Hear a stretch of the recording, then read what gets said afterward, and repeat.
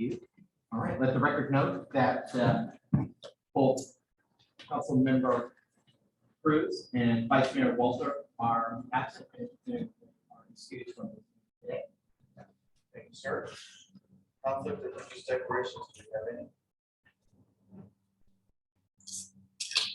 Any changes or deletions? Mayor, no changes to the agenda today. Thank you, sir.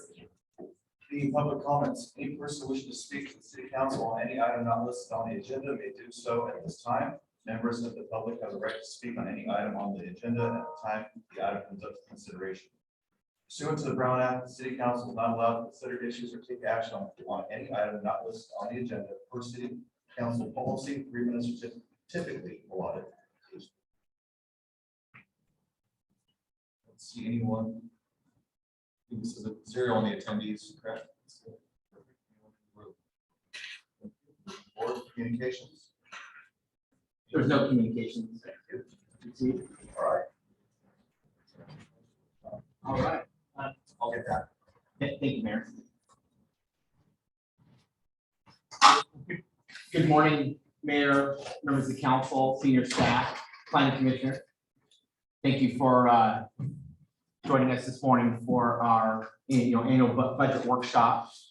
Really, the goal today is to walk through a PowerPoint providing an overview of the budget goals and talk about our fund balances, as well as some of the key projects that are planned for within our budget.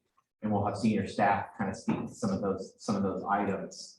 Do want to note this meeting is on Zoom, so if anybody will pay attention here, if anybody wants to chime in and weigh in on the presentation or workshop this morning. This really is a workshop, so the dialogue is intended to be kind of open in your direction, Mayor. We're going to start out with a PowerPoint and walk council through, again, providing an overview of the budget goals and then talking more about the budget itself and our fund balances, where we stand. And it's also a important reminder that we've transitioned from a paper budget now to a virtual budget that's intended to be very transparent and open to the community. A lot of data is now at the fingertips of anybody who wants to access that information, and all that is available in what's called OpenGov in the transparency portal. There's a story there where you can really drill down on expenditures, revenues, really expenditures, to the very last minute, and usually they're kind of updated about on a 24-hour basis. Every midnight. Yeah, so it may not reflect the expenditures today, but it reflected the expenditures from yesterday. So it's a pretty amazing portal. So with that, I'll just go ahead and jump in. Hopefully, let's see if it, of course, it was working. Go.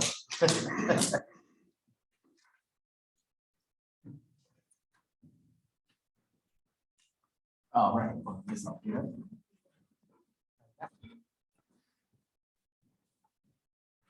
Let's see.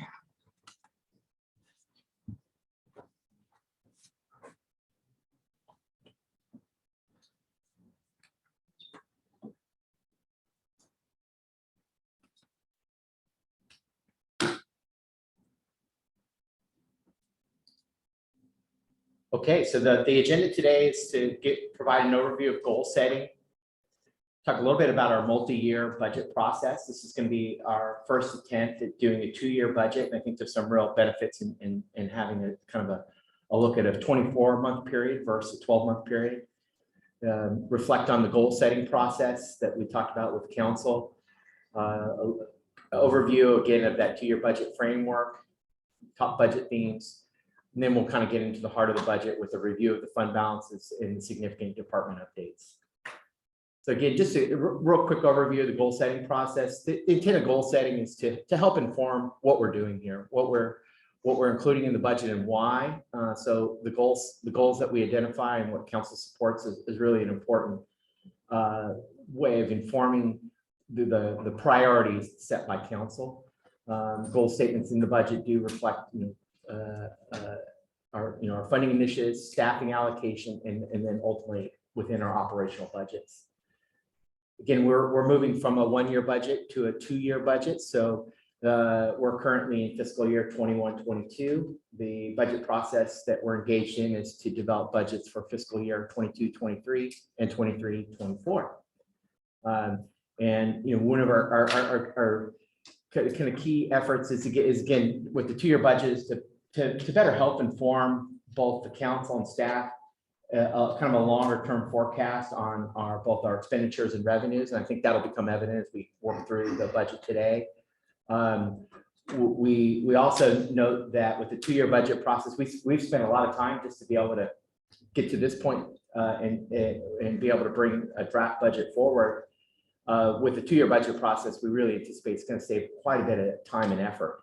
Not to say that during the process we won't be, the budget really is a breathing, living document, and council, as you know, makes amendments as needed or as necessary and adjustments. Of course, we'll continue to do the mid-year budget process so we can make adjustments at that time. Again, the goal is to help kind of reinforce our long-term fiscal health. We see a lot of cities who've moved to that two-year budget process, and again, it helps that kind of with that broaden that time horizon.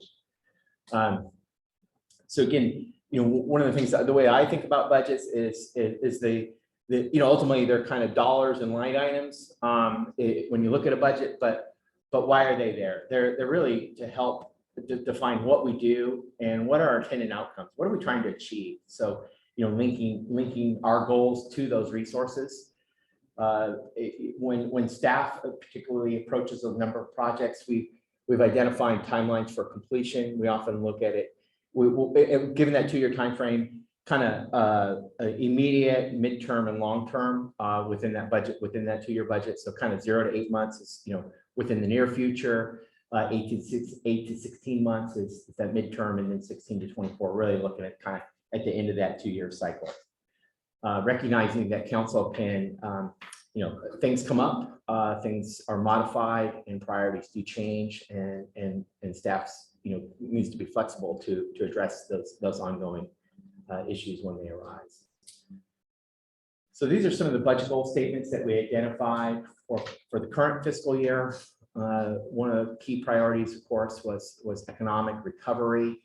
We put a lot of work into the discussion around ARPA, the American Rescue Plan Act, in order to respond to the COVID-19 emergency. And we'll talk again. We're going to spend a little bit of time about ARPA because it really does have kind of this one-time impact on our budget, and it can kind of skew the picture a little bit. And we want to make sure that council understands what the impact of ARPA does on the budget. I think revenue enhancement is kind of a key goal that we've had for a number of years, and it continues. I think this is always a priority for cities, is how do you continue to enhance revenue?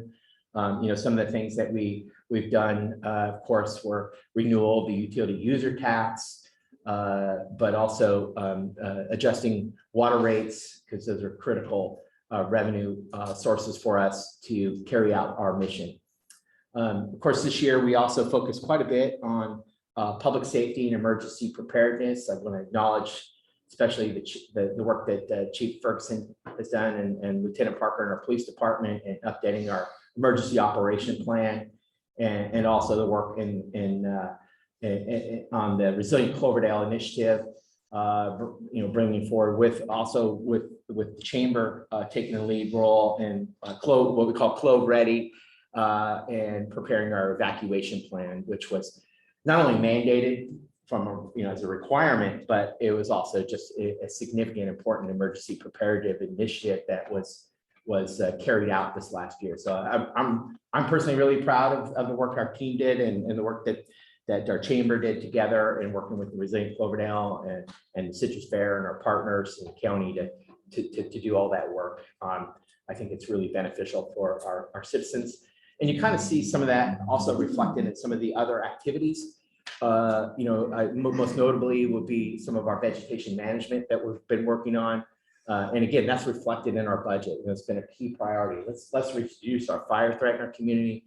council funded vegetation removal. I know under the mayor, you've been working with the county as a partner to try to seek ways to address some of the vegetation management issues along the river corridor. So those are all key initiatives that again are reflected in our budget.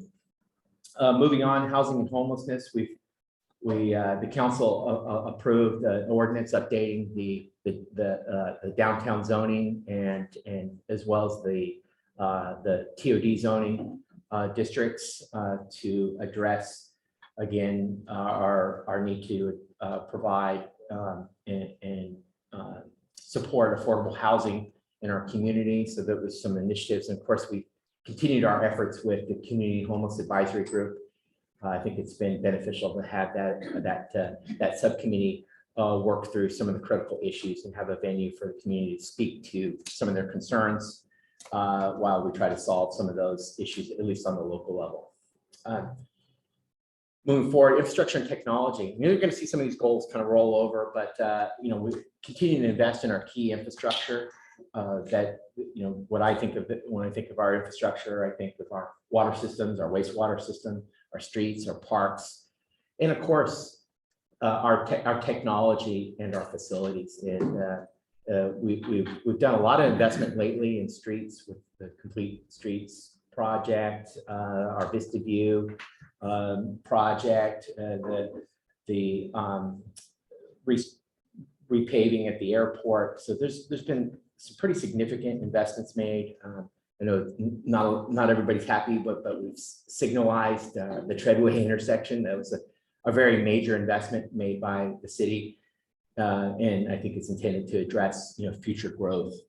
Last but not least, planning and sustainability. Again, funding those initiatives. We just completed the major update to the master plans for the Southwest planning area. That's where Bumgarner development is. We have Dry Creek Rancheria with a major project. We also have the Vintners Co-op, and so that was a very significant lift. Kevin really led that up, especially in the absence of a city engineer. Vanessa came in at the end and was very helpful, and that's something we'll be bringing to council for adoption in the near future. And it's a really informative document for planning purposes, addressing some of the infrastructure deficiencies. So that's something, again, council invested a significant amount of funds into that effort, and it was an important effort that's going to help inform our water department, our wastewater department, our engineering team, streets, and so forth, and some of the key issues that are going to be related to future growth. So there's a lot there, and that's kind of, again, a reflection of why goals are so important part of your budget process. So as we've moved through the current fiscal year, we recognize that there's been some significant issues that have risen that weren't at the forefront when we did the budget process last year. And one of the things that really is significant is drought. And we've seen a very significant impact to our city from the drought. Most notably in the water enterprise, we've seen the impact on our not only on our staffing, but on our expenses. We've seen really some unanticipated expenses related to responding to the curtailment order and all the reporting requirements. I know Darren has been leading up all the reporting that we've had to do, and it's very significant, and we've had to expend additional resources, both staff as well as outside resources to respond to that. And part of that is going to be kind of a critical discussion for council when it relates to water rates, because before us is a rather significant increase in water rates based on the rate study, and I know for our community that's a tough challenge, but there are also a lot of challenges within our water enterprise in terms of the key investments we need to make to support our future infrastructure, but also to address the revenue impacts that we've experienced. So The remaining goals are kind of, again, a continuation of those previous budget themes. I do want to put an emphasis, because we're going to talk about it today, in our budget is on information technology, or IT, as we call it. We've seen a significant increase in vulnerability to our IT systems. There's been very significant attacks on the city's IT infrastructure. And we're also getting a lot more alerts related to, there's just an increase in attacks, kind of worldwide related to, other world events. And it's an area where I think traditionally it's not been a key initiative that we've focused on in terms of funding. And so that's an area we're going to really talk about in the budget process. And you'll see that in a little bit. So some of the goal statements that we developed and we presented to council, I want to acknowledge, I got some really good feedback from Councilmember Paula on some of the goal statements, and particularly some of the strategies that we may want to pursue to again connect these goal statements to our budget process. And you'll see in the budget that we've identified some of the strategies to address that. So I won't spend a lot of time here, but I do encourage everybody to take a look at this. I know we've talked about it at council. Really the new one that we've identified is the drought response. The goal is to promote water conservation and water development projects that enhance and support our local water supply, and continue developing response to the ongoing drought conditions by pursuing federal and state funding. And one of the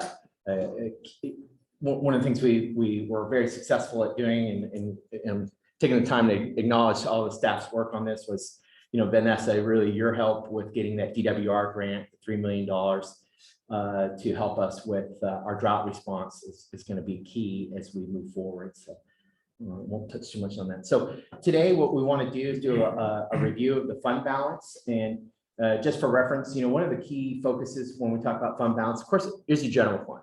And general fund is where you have the most flexibility in terms of how you utilize those funds. We are, as you'll see with our general fund, we're starting to get where, because the council has done such a good job of setting aside general fund revenue. Some of it is we're kind of putting it aside, and so that's a good thing. It's kind of like putting it into a savings account and planning for the future. But what that also does is reduce the amount of flexibility you have with the amount of unencumbered funds. So as you continue to kind of sock those funds away, it's good. You got a savings account, but it does reduce some of the fund balance that's just available for general expenditures. But we'll walk through that.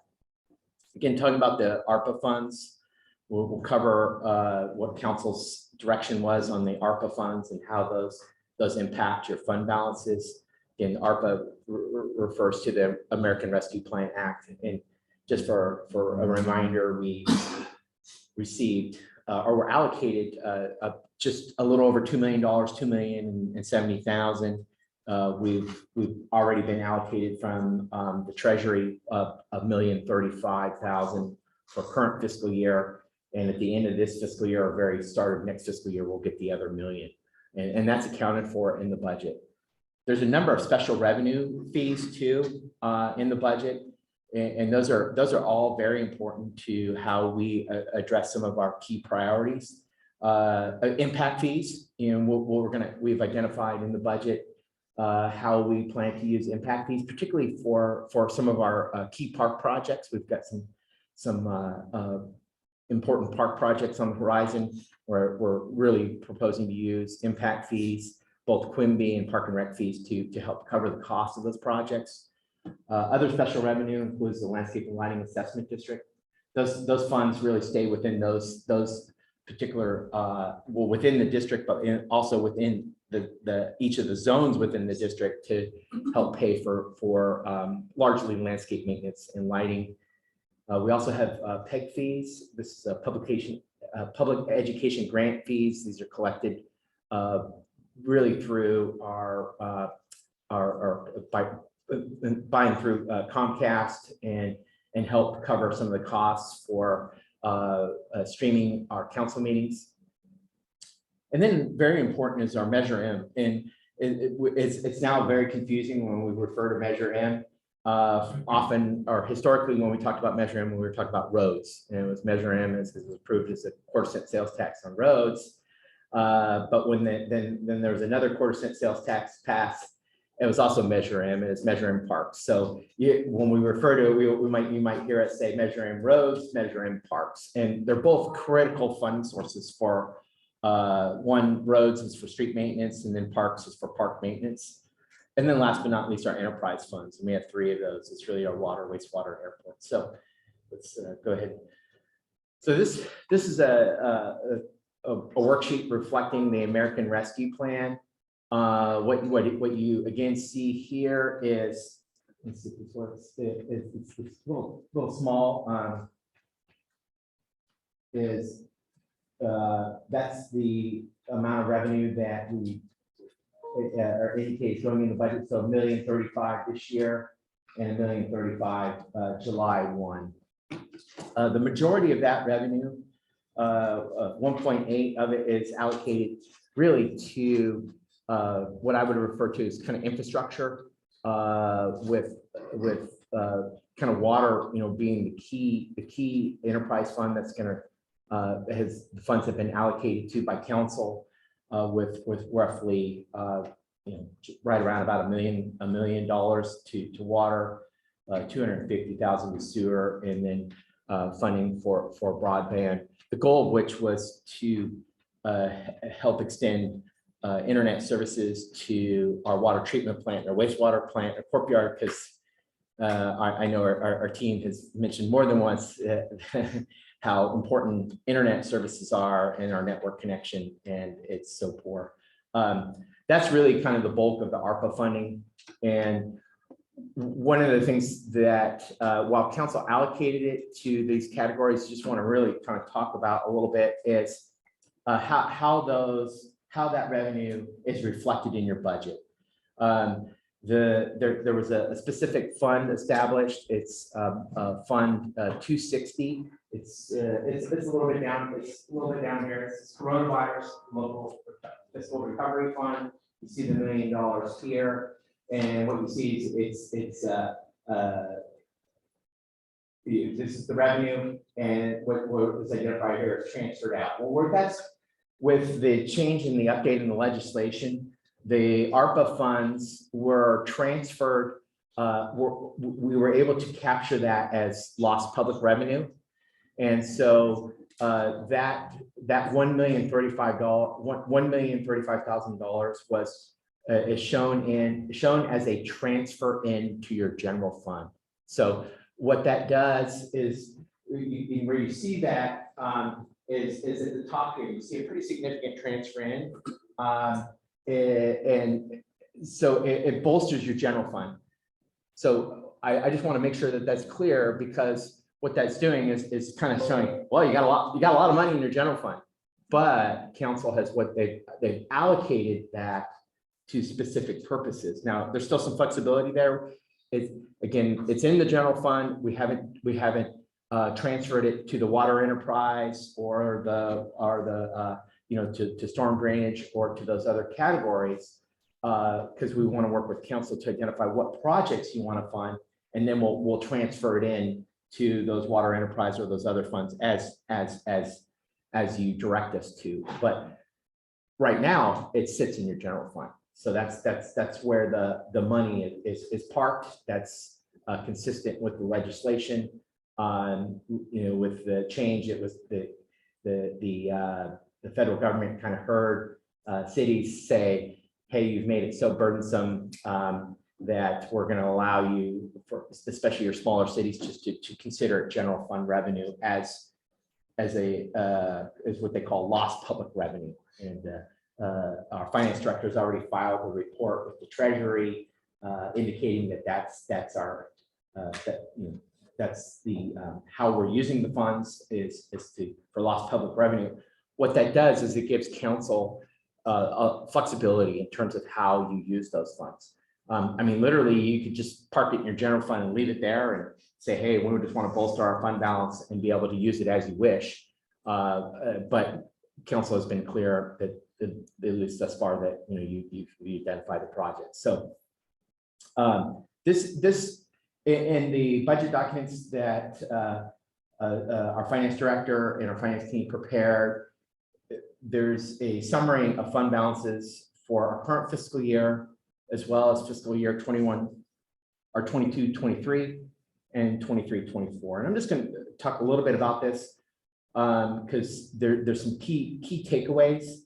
But I think this is a very important reference document because it's got all of our funds listed. It's got our enterprise funds, it's got our general fund, and all of those special funds that have very focused uses. And what you see when you look at this is kind of the big picture. You get to see, what we are expecting in terms of revenue, the transfers in, the transfers out, operating expenses, and ultimately where we land in terms of our fund balance forecasted at the end of the fiscal year.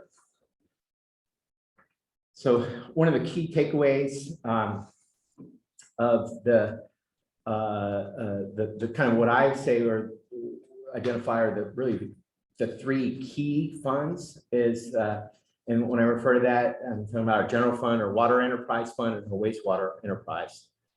Those are really our three biggest funds within our budget. What you see when you look at those fund balances is operational deficits in all of those funds. In fiscal year 22-23, we have an operational deficit of 581,000 or slightly over that. In the next fiscal year, we've got an operational deficit of 739,000. And what we can do, we can drill down with that, because with OpenGov, this link here, we can go in and we can actually look at OpenGov and look more closely at both revenues and expenditures. Likewise, our water enterprise also has operational deficits. It's been operating in kind of deficit mode for a number of years. I think it was a reflection that of why council approved the rate increases. It was so critical, and we were recognizing those operational deficits at a time when we weren't even funding when we didn't have capital projects included. And so my take is we're playing catch up on some of those projects. But again, we were impacted on the revenue side. We were really forecasting this year that we were going to be up in revenue. And unfortunately, our forecasts, well, not our forecasts, our real revenue to date, we're down. I think the most latest report, we're down for the current fiscal year about 75,000. And we were expecting to be up over last year by I think at least 150,000. So the net is, it's significant. Just as a reminder that when we talk about rates, one of the key decisions the council was, do we want to fund projects through debt service, or do we, i.e. finance infrastructure improvements, or do we want to pay as you go?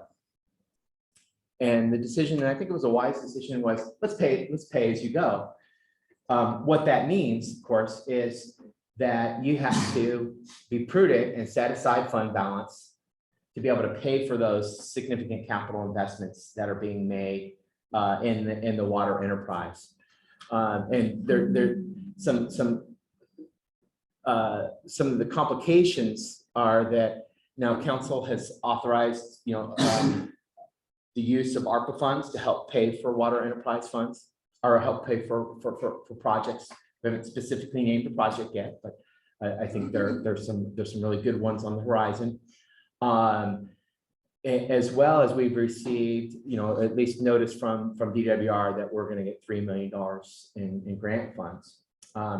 What we are looking at and we've been working on is how the timing associated with that $3 million, recognizing that at least the way the state currently operates is it's on a reimbursement basis. And we know that there's, we can make a request to the state to, provide that revenue up front. We'll see what we can do to, see if they'll be willing to front the money. But with that said, it means we have to really reflect how the work is going to be carried out, how those expenditures are going to occur, and how we're going to get reimbursed. What's the timing for that? And so that's an area we've been working on, and that's something that's again reflected in our at least our budgeted expenditures. And so I just want to again just kind of point that out because it starts to get complicated. There's a lot of moving parts to our water enterprise fund when you have ARPA, you've got grants, you've got declining revenue, and we also have these operational deficits. So there's a lot of moving pieces, and it's an area where I think we need to spend a little bit of time and probably need some additional analysis on our water enterprise funds, given all these moving pieces. So Susie, you want to? Yeah, I just want to also add that in the water enterprise and the wastewater enterprise funds, they include the anticipated increase in rates. So even you're still seeing a negative balance even after the increase. What's not included is the grant, the $3 million grant. So I just want to be fully transparent that includes the 10%. So just a comment, there is a time limit. We have to spend these grant funds. We don't have a lot of time. It's what, 4 years, 3 years to get this work done. That's right, Councilmember Paula. It's I believe it's 4 years, and that's exactly what we've been looking at. Is that we know it's a 4-year time horizon. What's the time frame for carrying it? Because there's really was it 3 projects and 4 and how do we carry out each one of those projects? What's the time frame for that? So what are those? Looking at those expenditures on those activities, and then the reimbursement of those, and try to build that into our budget process. And we that's something we've been working with our water team, Vanessa and Darren and Susie, on how we expect that to happen. So just one follow-up comment, if I could, with the time limit, knowing how hard it is to get supplies, knowing how hard it is to get contractors because of all the different projects going on, we really need to really make this a high priority. It's that $3 million. We need to get that work done. And the worst thing that could happen is we're all ready to go and we can't get anybody because we can't get the supplies because things are just really on a slow track. So I don't know how that fits into this plan, but I just wanted to just put that alert out there. We really need to. You're absolutely right, and it's something we've talked about. I know with the water meter project, for example, Kevin's been leading up this effort called the turnkey process with PG&E, and we're going to be moving to testing some water meters actually in a couple of weeks as part of implementation of that project. So we're hoping to kind of dovetail the upgrades planned through the turnkey program with this project. And I know that's something we're going to talk about, how we integrate the procurement processes that the state requires with the turnkey process, which council has authorized us to engage in.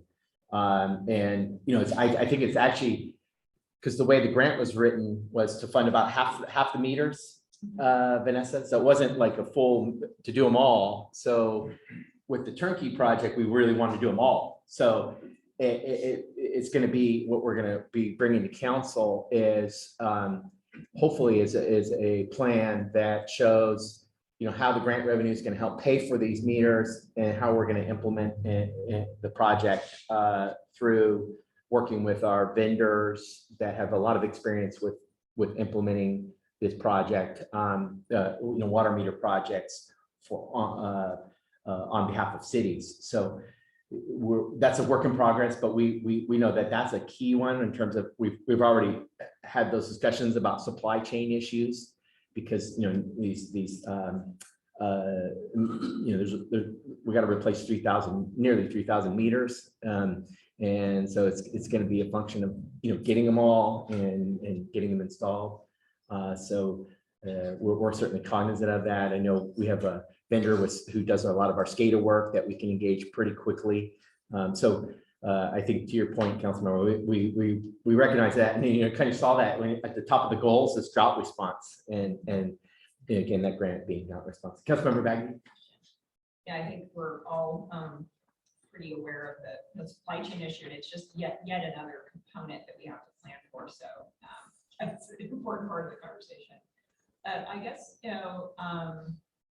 my question was, is there a spreadsheet somewhere, Susie, where the $3 million is integrated into, so that there is a real or a closer, has that been projected, financially somewhere there where we would be able to see it at some point? Yeah, I think that's we are with our team. That's exactly the conversation we've had. I like using my imagination as much as the next person, but I'd actually kind of like to see the numbers. Like, okay, so here's the example. We have the without the 3 million. Yeah. I'd like to see with the 3 million what that would look like. Okay, and so Shannon, I know you had the latest version of the spreadsheet. So let's make a note of that that we've been working on, that shows again what we're approaching is, when are the expenditures going to occur? Right. And what time period, so that we can identify which budget they should go in, when, try to, as close as we can, match what fiscal year budget those expenditures are going to go in with kind of the project plan, and likewise the revenue. So that's exactly what I'm hoping to see. So. Yeah, so we do have a spreadsheet, and that will be something. I know we've been trying to refine it as best we can. Not everything is clear in terms of exactly the timing of projects. So that's an area where we're going to have to do a little bit more work. But we've started that, and I think we have at least a good outline of when we want to or when we think we'll be able to carry out these projects. Okay. Again, moving on, our wastewater enterprise, again, deficit in next fiscal year, but then we move to a surplus. I want to acknowledge, Jay's been leading up some great projects within our wastewater enterprise. Those cost money, but they're just really critical maintenance projects. So the overall, the net there is, a little over 50,000. So something to point out is there is no, at this juncture, no additional full-time staffing included in the budget.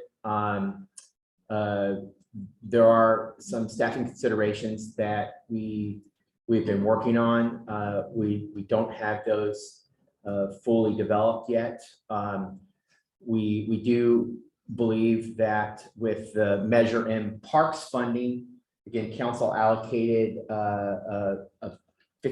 the resolution that the council adopted allocated 50% to staffing, 50% to projects. We get about $130,000 per year currently in sales tax revenue from the county wide sales tax measure. So with 65,000, we can afford three part-time employees. We currently have funded 2, and so we are right now proposing to add 1 additional part-time person within parks to pay for what we really see as a additional work need with the additional projects. Concurrently, we are meeting with the county Parks Department to talk about our contract on maintenance of River Park, and they've recently installed the restroom. So we want to try to capture as much of the costs of doing that work and see if we can't, fund a full-time kind of park aide, a new position. But that's still in the works. But in terms of your budget, there is no additional part-time or no additional full-time staffing included. I have noted that to the Public Works Subcommittee, as well as Darren and I both talked about the need to establish an operator and training program with our water enterprise. And there's some real important reasons to do that, especially for future planning and succession planning within our city. But it also has a benefit to, and I believe, to our wastewater enterprise. The kind of the strategy that we're pursuing is to utilize one of our current water enterprise staff members and see if we can't get them the necessary qualifications to be able to work at the wastewater plant, and then be able to add an operator training. Again, that's a work in progress. We need to talk about that a little bit more, but right now it's not in the budget.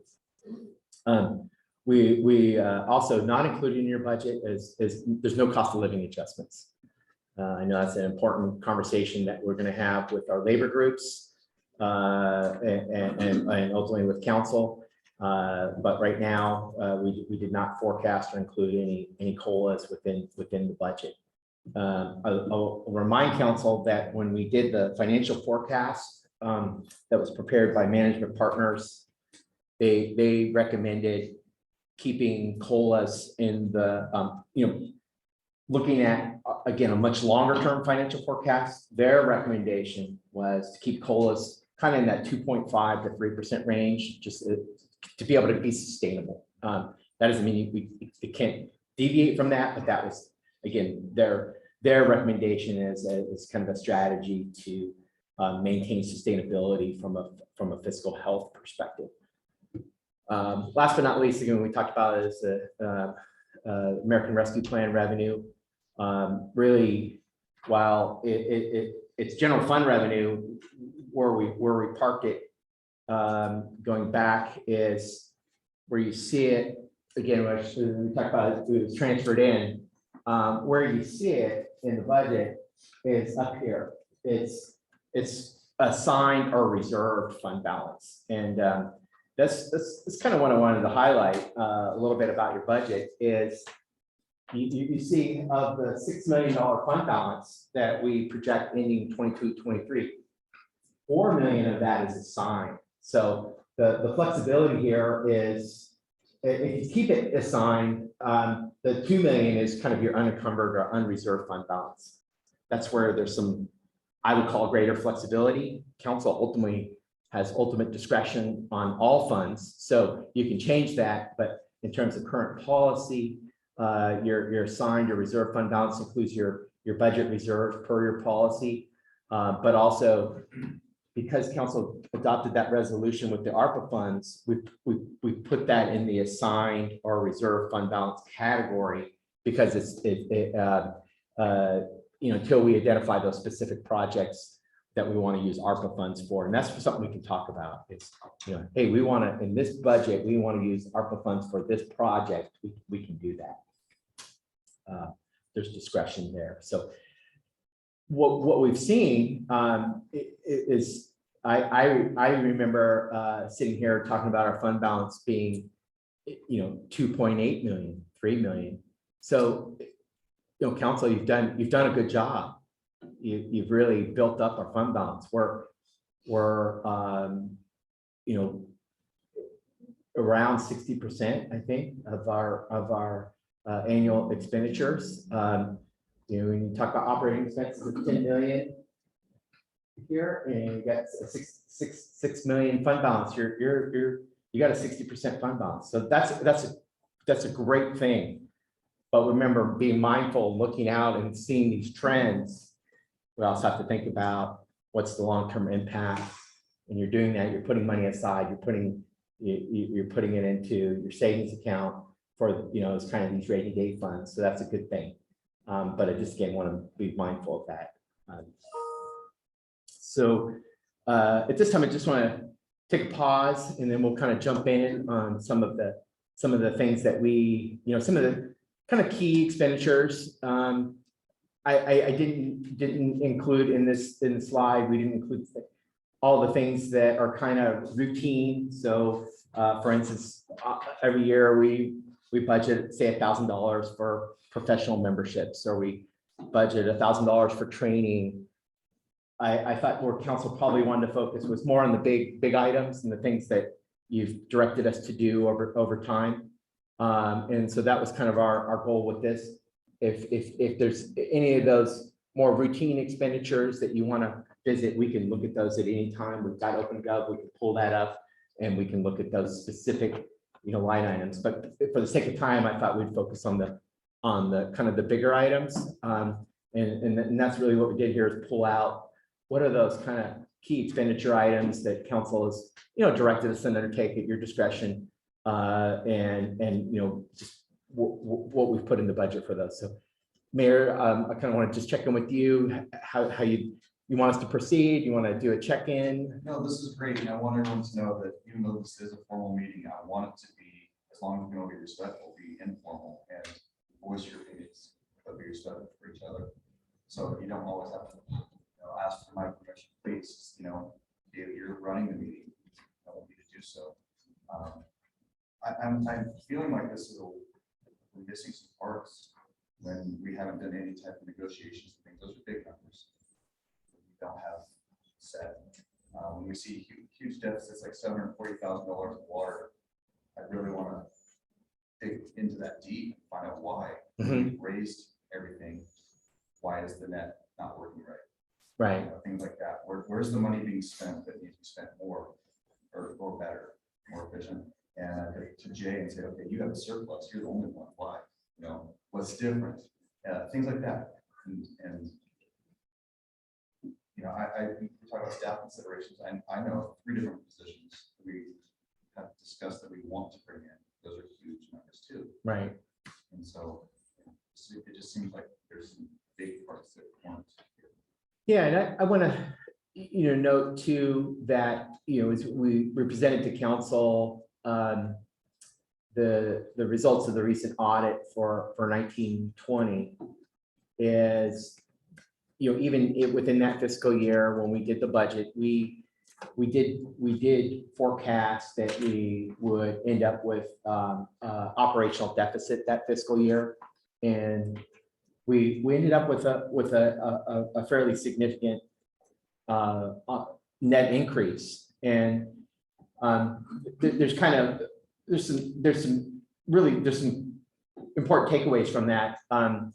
One is that I think your staff is being very careful and council's being very careful on the expenditure side. We're being prudent budget wise in terms of, just because it's there, we don't spend it.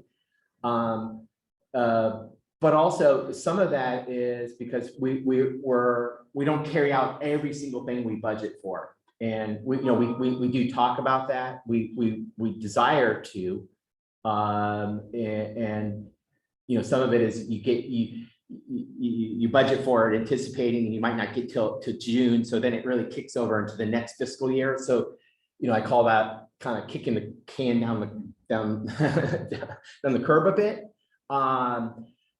So I think your budgets do include some items that sometimes it's a reflection of how long it takes to carry them out. So I guess, what I wanted to say is even we projected deficits, and part of that is a function of conservative budgeting. We don't take the revenue forecast from sales tax and say the potentially high. We take, well, what's the middle?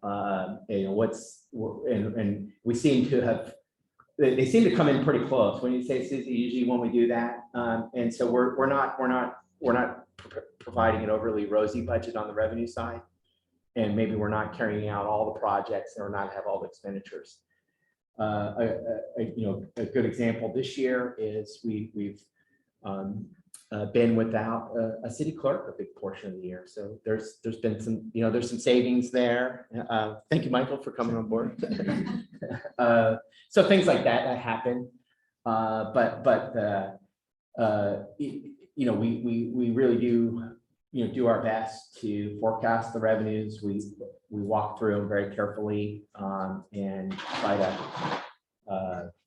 talk about what are the issues that are affecting it, and if you see a slowdown maybe in the change in assessed value, how does that affect your increase, work with the county. So those are all things we try to do as part of our revenue forecasts. Again, our goal is usually to carry out all the projects that we've identified, but sometimes we don't have, all the expenditures don't hit. And so by the end of the fiscal year, so they start moving down, and that's kind of reflected in those carryovers. So I just wanted to mention that because we have forecast these budget deficits, but so far we've been fortunate that we've ended up with a positive at the end of the year. But there's no promises that that's just going to continue every year. So that makes sense. Yes, it did. Thank you. So before we go any further, I just want to throw a few things out. That, there's a few things, that I hear, and I'm sure most of the council as well as staff hears about quality of life. And we take pride in our city. We want it to look nice, et cetera, et cetera. And, some of the things, like you mentioned, 3 part-time park staff. And again, I don't know what that means dollar-wise. I don't know what that means hour-wise.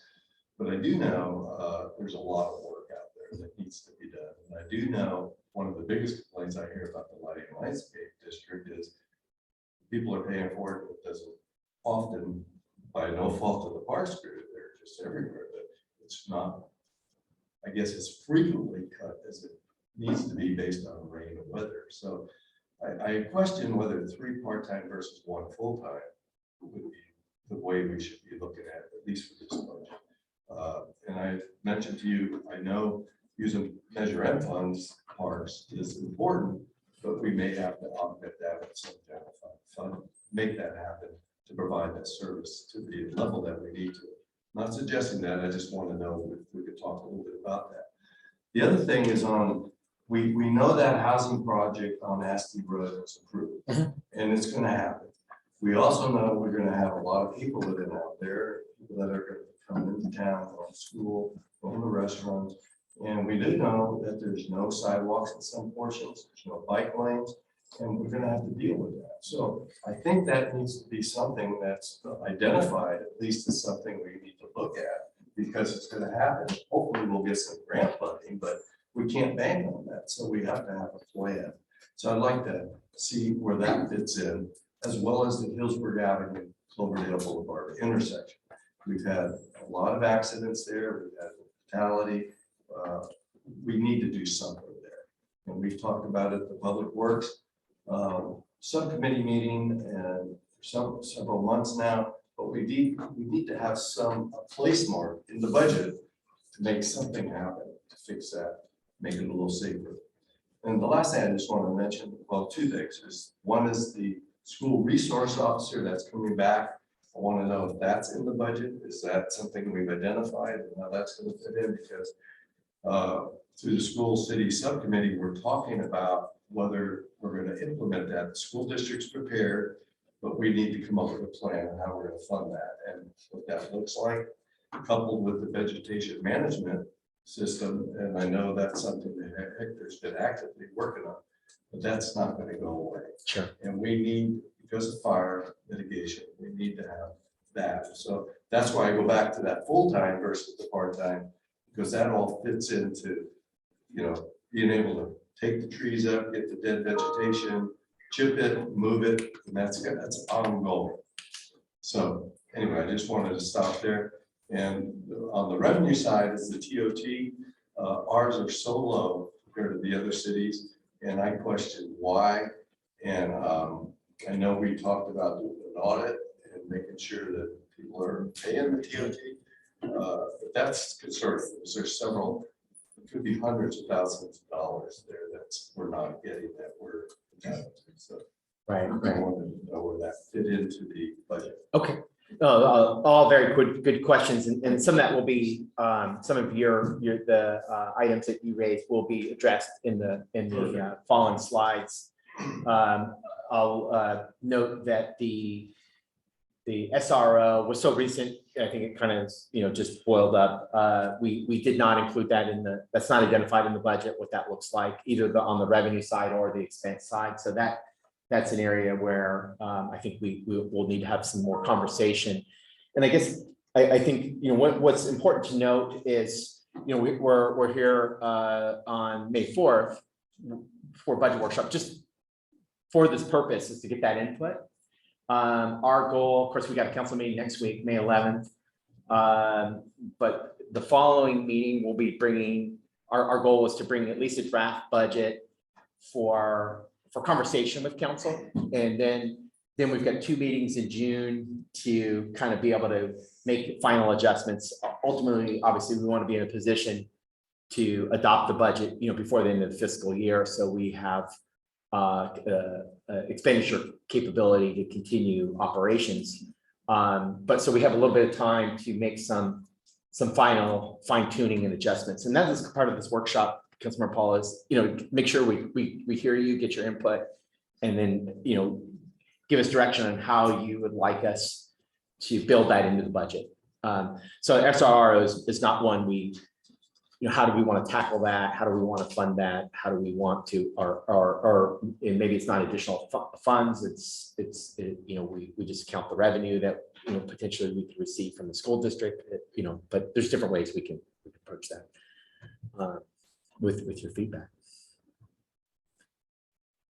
Let's see on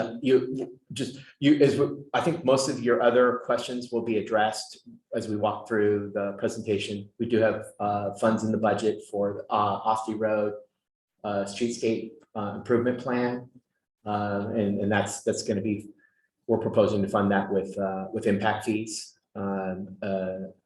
street and thoroughfare fees, and we've got a placeholder in the budget to start that work. So we'll touch on that.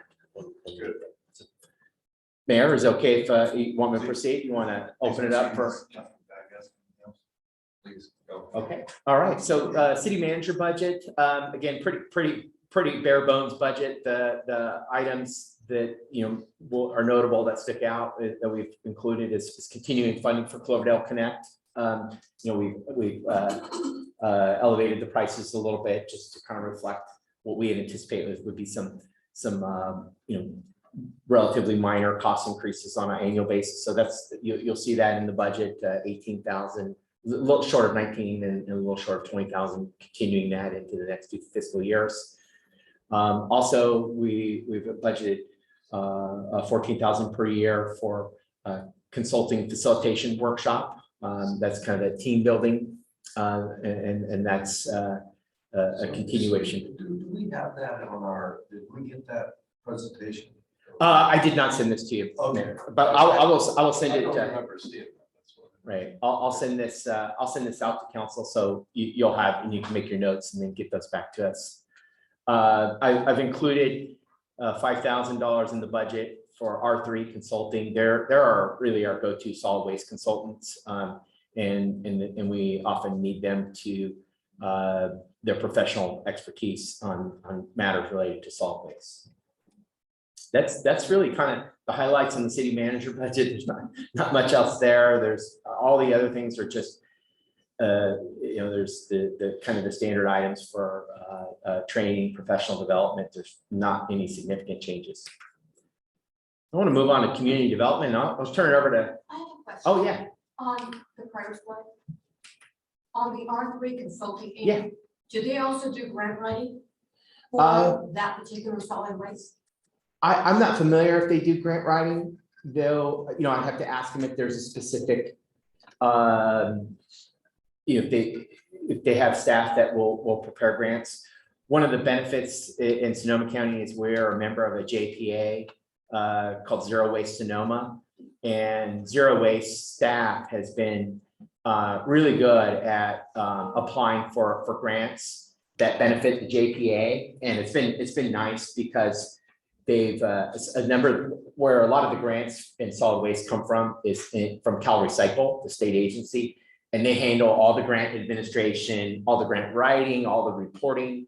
And so, for instance, they applied for what's called the SB 1383 grant that is gonna pay for expenses related to implementation of that, of the new solid waste requirements. So a lot of that kind of gets, solid waste grant funding gets provided through the JPA. That's right. And it's really fabulous because we don't have to do all the administration, grant paperwork and everything. They kind of handle it for us, but they give us the benefits of the grant on a per capita basis. So. All right, well, let's move forward. Community development, Kevin, I'll kind of turn this over to you. Real quick on the first one, I just want to mention, we heard from council that grant writing was important. You'll see a line item in both community development and in public works. We parked it in two different departments, just recognizing that some of the grants may be more related to kind of engineering, public works, streets, and some are, in the kind of the planning realm or parks. And so we've got a total of 50,000 in the budget for grant writing. But 25 of it is in community development. It's all general fund, but it's just parked in two different locations in the budget. So we just want to make sure, we view that as kind of a starting point to be able to, hire a grant writer that could help us with some of these important grant applications. So go ahead, Kim. Yeah, so it's real slim. I mean, the last couple of years, we've kind of finished up some of the, what we call long range planning. So we did, David mentioned the downtown, the TOD, we got that up to speed, finishing up the housing element.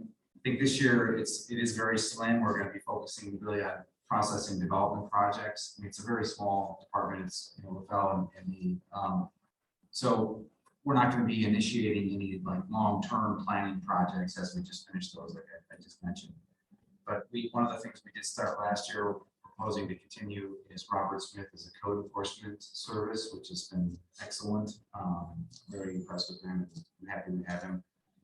This one keeps showing up. This is kind of what David alluded to. While we don't always get to all the things, we're ambitious when we're doing our budgets, and sometimes we don't get to those during the years. This one was in last year.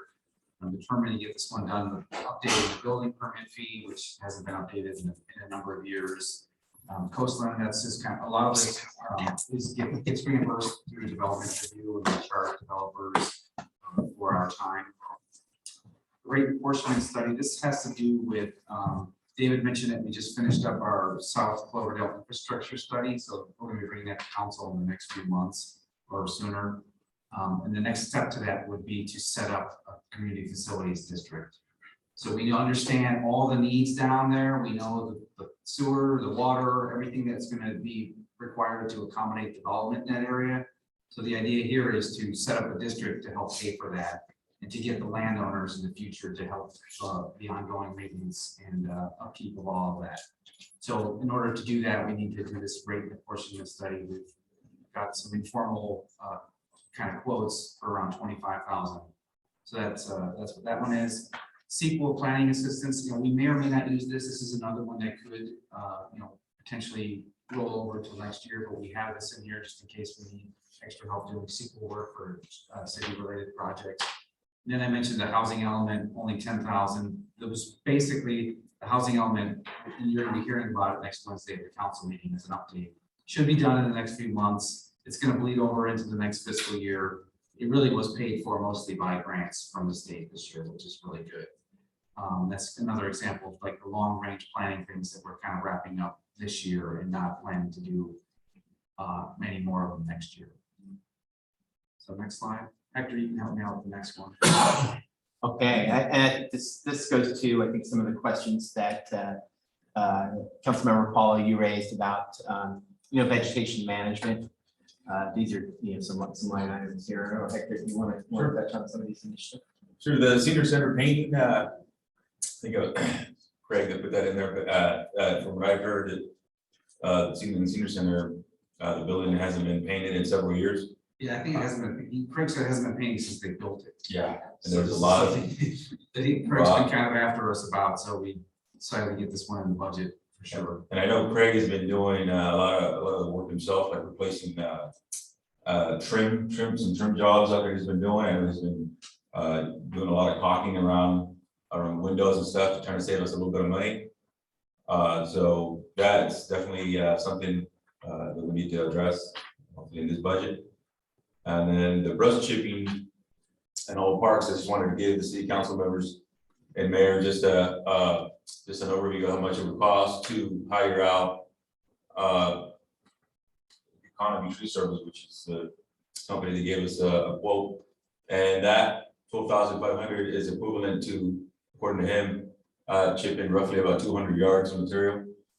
So I wanted you guys to get that. Of course, the other option would be to purchase a wood chipper.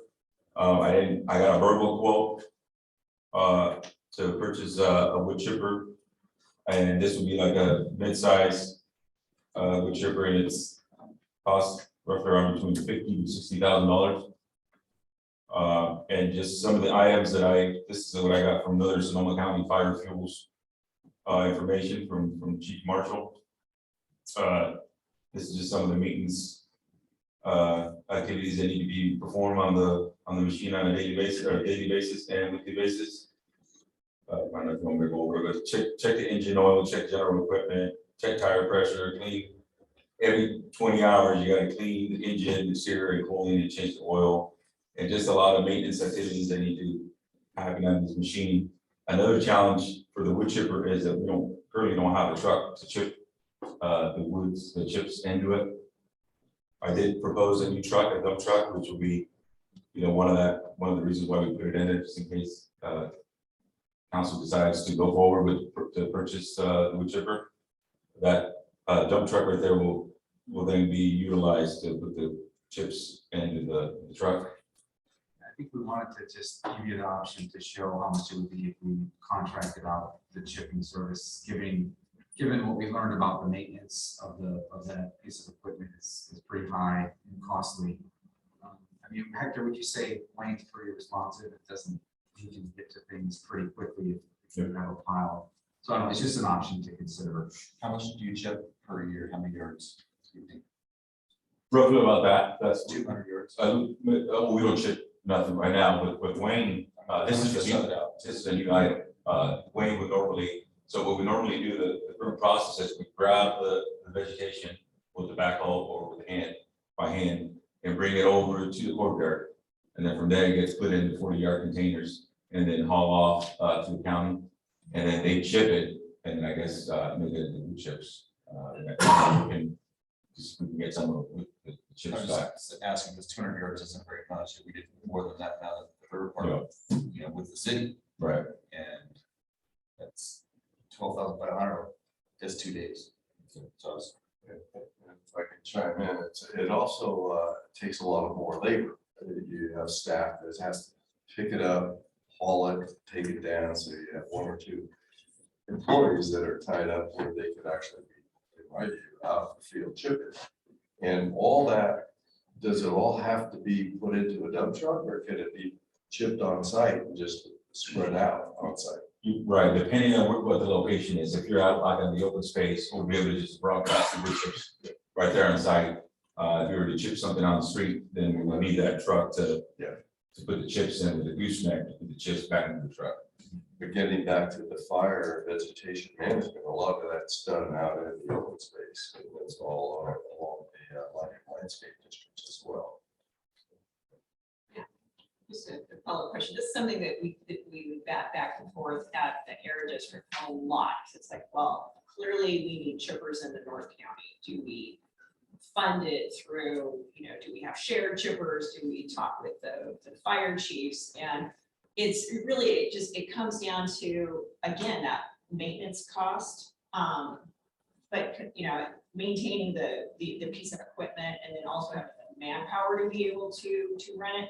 But on the other side of it, I mean, this is like the intersection of park maintenance and fire preparedness, and that's kind of what I think everybody's having to deal with this. And also the fact that there's a market, and we need chips. So it's like, are we shipping wood to the county and having to buy back chips that we actually need for our own park, which that financially doesn't make any sense. So I guess what I just want to see is just a basic analysis, cost benefit, I hate using that term, but cost benefit analysis of, how much is it costing us to contract with Wayne, who's absolutely awesome and he's so responsive. Or is it actually cheaper for us to do it? And do we have the need for our own ships as well? And I just want to know the numbers, because if it's break even, then we just make the best decision, the best fiscal decision that we can. I mean, the other consideration I think is probably fuel, maintenance, time down, okay, if our chipper goes down, we got to hire Wayne anyway, or something like that. So, I trust staff to just, give me a spreadsheet and give me a chart. That's, I just want to see that. But I'm sorry, I have a follow-up question that's related, but go ahead. I just wanted to add on the chipper. The other thing to think about too is currently our street crew that takes all the street trees that hang down and hit vehicles and all the brush that grows out on the sidewalks and things like that. That's all currently getting hauled to the dumpster and then getting hauled to the county as well. So there could be more than just one aspect where a chipper could be We need used. to look at our total volume. In the winter when trees fall, in the winter when trees fall, we got to cut all that brush up and haul it as well. Yeah, we need to look at the total volume we produce across areas and figure out what's the most cost-effective way to do it.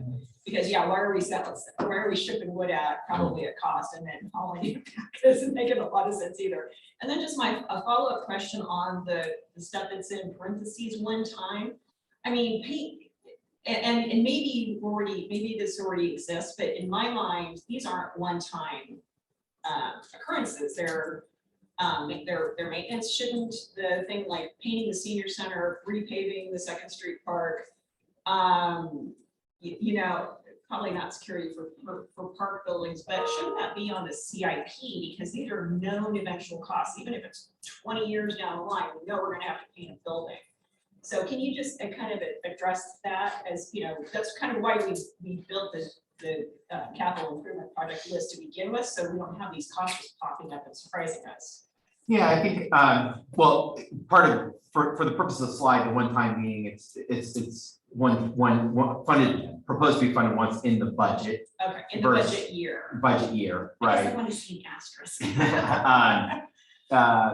I think you're absolutely right, Councilmember Ray. I mean, a number of these things are things that we should have a routine maintenance schedule that we identify, for all of our facilities. And when are these kind of key expenditures going to hit? So, I mean, for instance, we often budget for a new HVAC system at the library in anticipation of it failing, because we know it's getting old. It's on its way. So I think what we do need to do is some more work on a maintenance program and put budget numbers to that to help inform the council and the community, kind of really what that maintenance schedule entails, what it looks like for all of our facilities. The CIP focuses a little bit more on kind of our capital assets than it does necessarily kind of maintenance.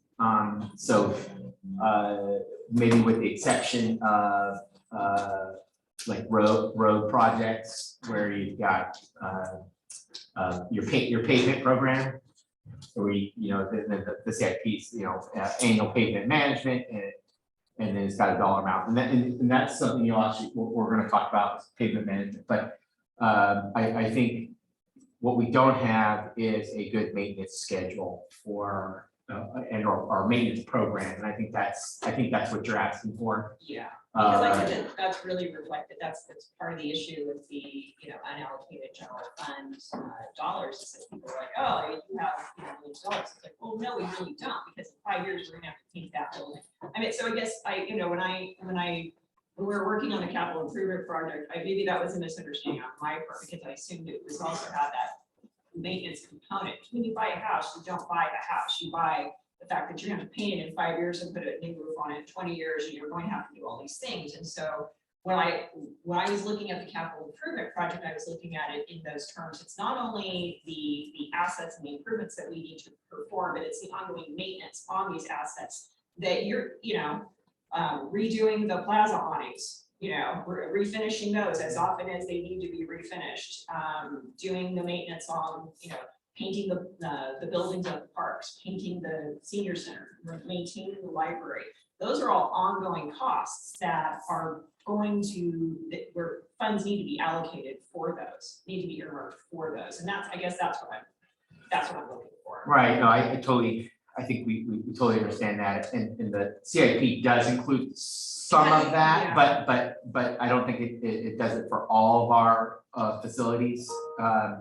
And so that's, I think, an area where we need to do more work and come up, and have a better, I call it a maintenance program. Yeah. Where we identify and park those costs, because it's very important, because you do kind of lose sight of it. Some of you, like painting, you may not do, but every 8 years, or, what is that right schedule?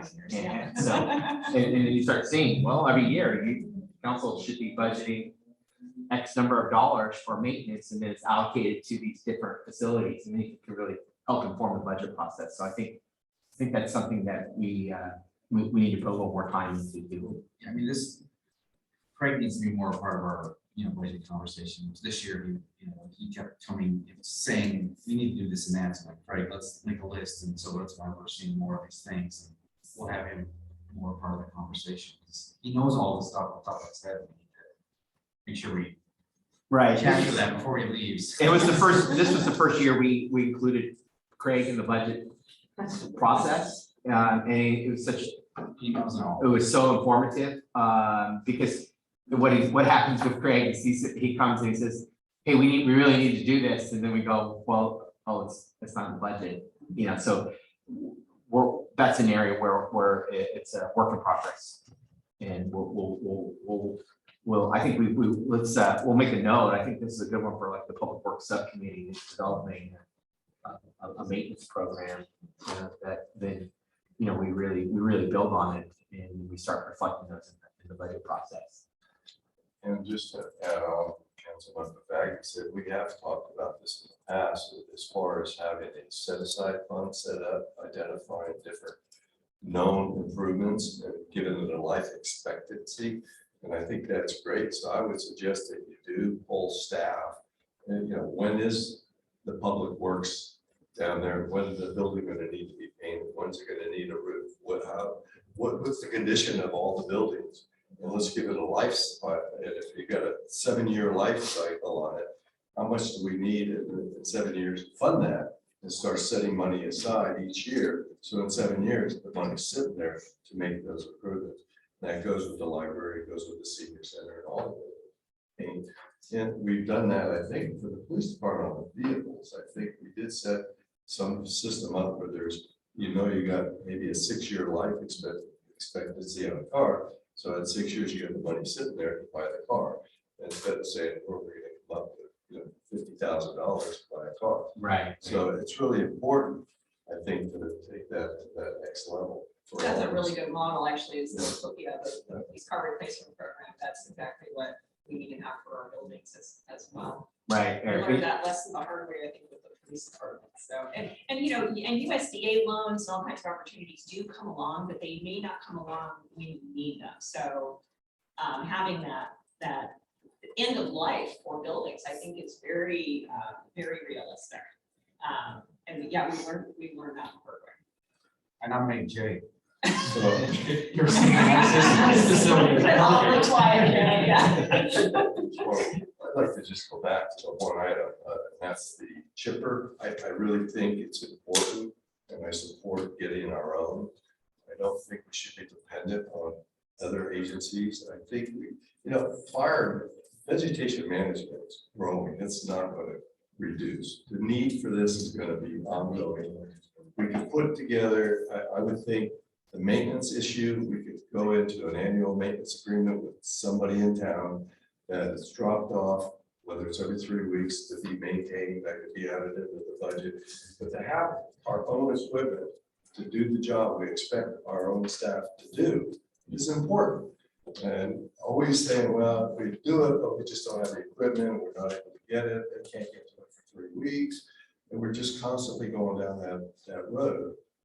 I think this is a known need, and I think we should really amortize that out and get the equipment, have our staff trained, prepared to deal with this. You know, so. Can I ask a follow-up to that? Because I have an equipment question. It goes, everybody loves a dump truck.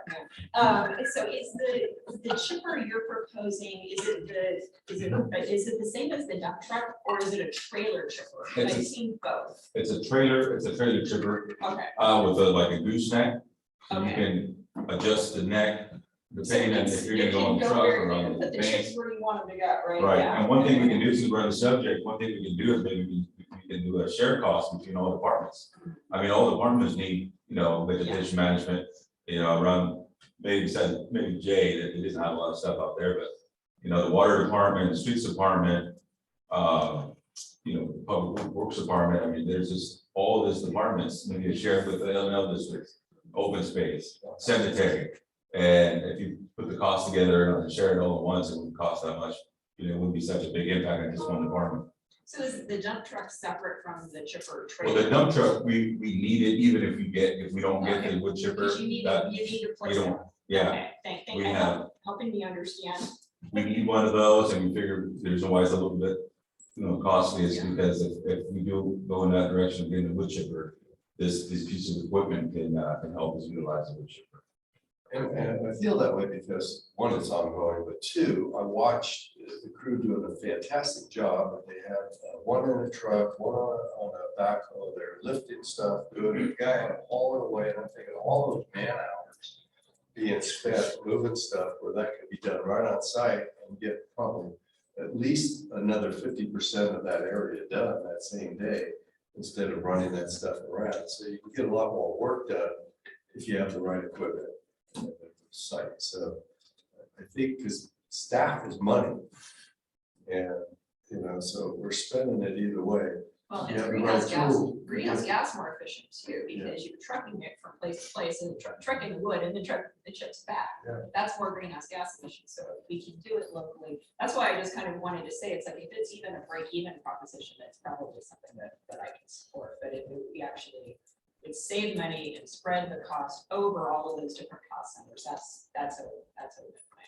The other piece of it though, for like lighting and landscape, because that's like the poor neglected kid, is that it's there's a reason lighting and landscape district formations have really gone out of favor.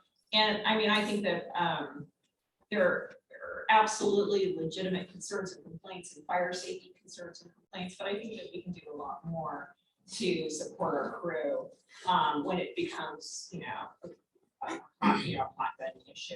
If it were up to me, I would love to convert them to HOAs and let them fight it out amongst themselves, But the fact is that we are responsible for them. They are going to go away. Yeah. And at some point, we have to draw a line to just support our staff and support our work plan.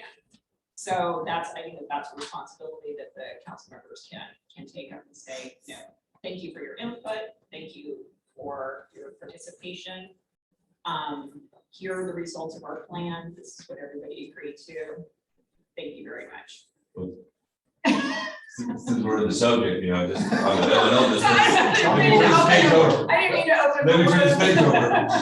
If it's appropriate time to speak, just a couple of notes that I made last night at midnight. We recently lost the assistance of the inmate crew. And I did some math last night. We used to get anywhere from 13 to 15 inmates, and they would come in 5 hours a day for 6 weeks. So I did the hours that those guys would contribute to help in the L&L districts and parks. And that's 200, 5 hours a day. That's 2,250, which is equivalent to a full-time guy, full-time, part-time, full-time park staff. And recently, right now, trying to get a part-time employee has been very challenging. Shannon can tell you, we've been advertising for 2 months, and right now we have 2 candidates, and it's very difficult. We do get a lot of inquiries for full-time people that call, hey, if you guys turn it into a full-time and really good candidates, we definitely be interested. But as far as part-time, no, it's been struggle and a challenge to get those. And then the other opposition is we acquired the Porterville Creek here a few years back, and that requires a lot of ongoing maintenance on a daily basis. You got trail rehabilitation projects, vegetation management projects, which requires a lot of time, not just paperwork for myself, but just for Miguel and I to go out there and tackle some of these projects. And then we have, some very exciting development here in the parks, which is the new basketball courts at the city park, which require a lot of paperwork, new pickleball courts, new restrooms at downtown plaza, new acquisition of Soda Springs Ranch, which sounds pretty promising. Future dog park, the new River Park restroom. All of these new items are going to require maintenance from us, which requires a lot more hours that we don't have. So acquiring a full-time park staff will enable us to go out there and take care of these maintenance activities, especially with all these new developments here in town. So it's I sometimes when you're talking about the weeds of the cottages, I want to go out there, just don't have the staff or the time to do it. That's why I think that 3 part-time positions should really be reviewed. I think a full-time position, because keeping part-time people, it's hard. I mean, people need full-time work, they need a job, and they're looking for a job. You get a good person, you get a good crew, you get the work done. So I think, and I said this before, even if we had to augment that with some general fund money, we need to make it happen because the work needs to get done. Keep kicking the can down the road doesn't work. Yeah, I can just add also that we do have a policy for facility replacement and maintenance reserves. And every year when we do the audit, a certain percentage of the excess does get moved into that.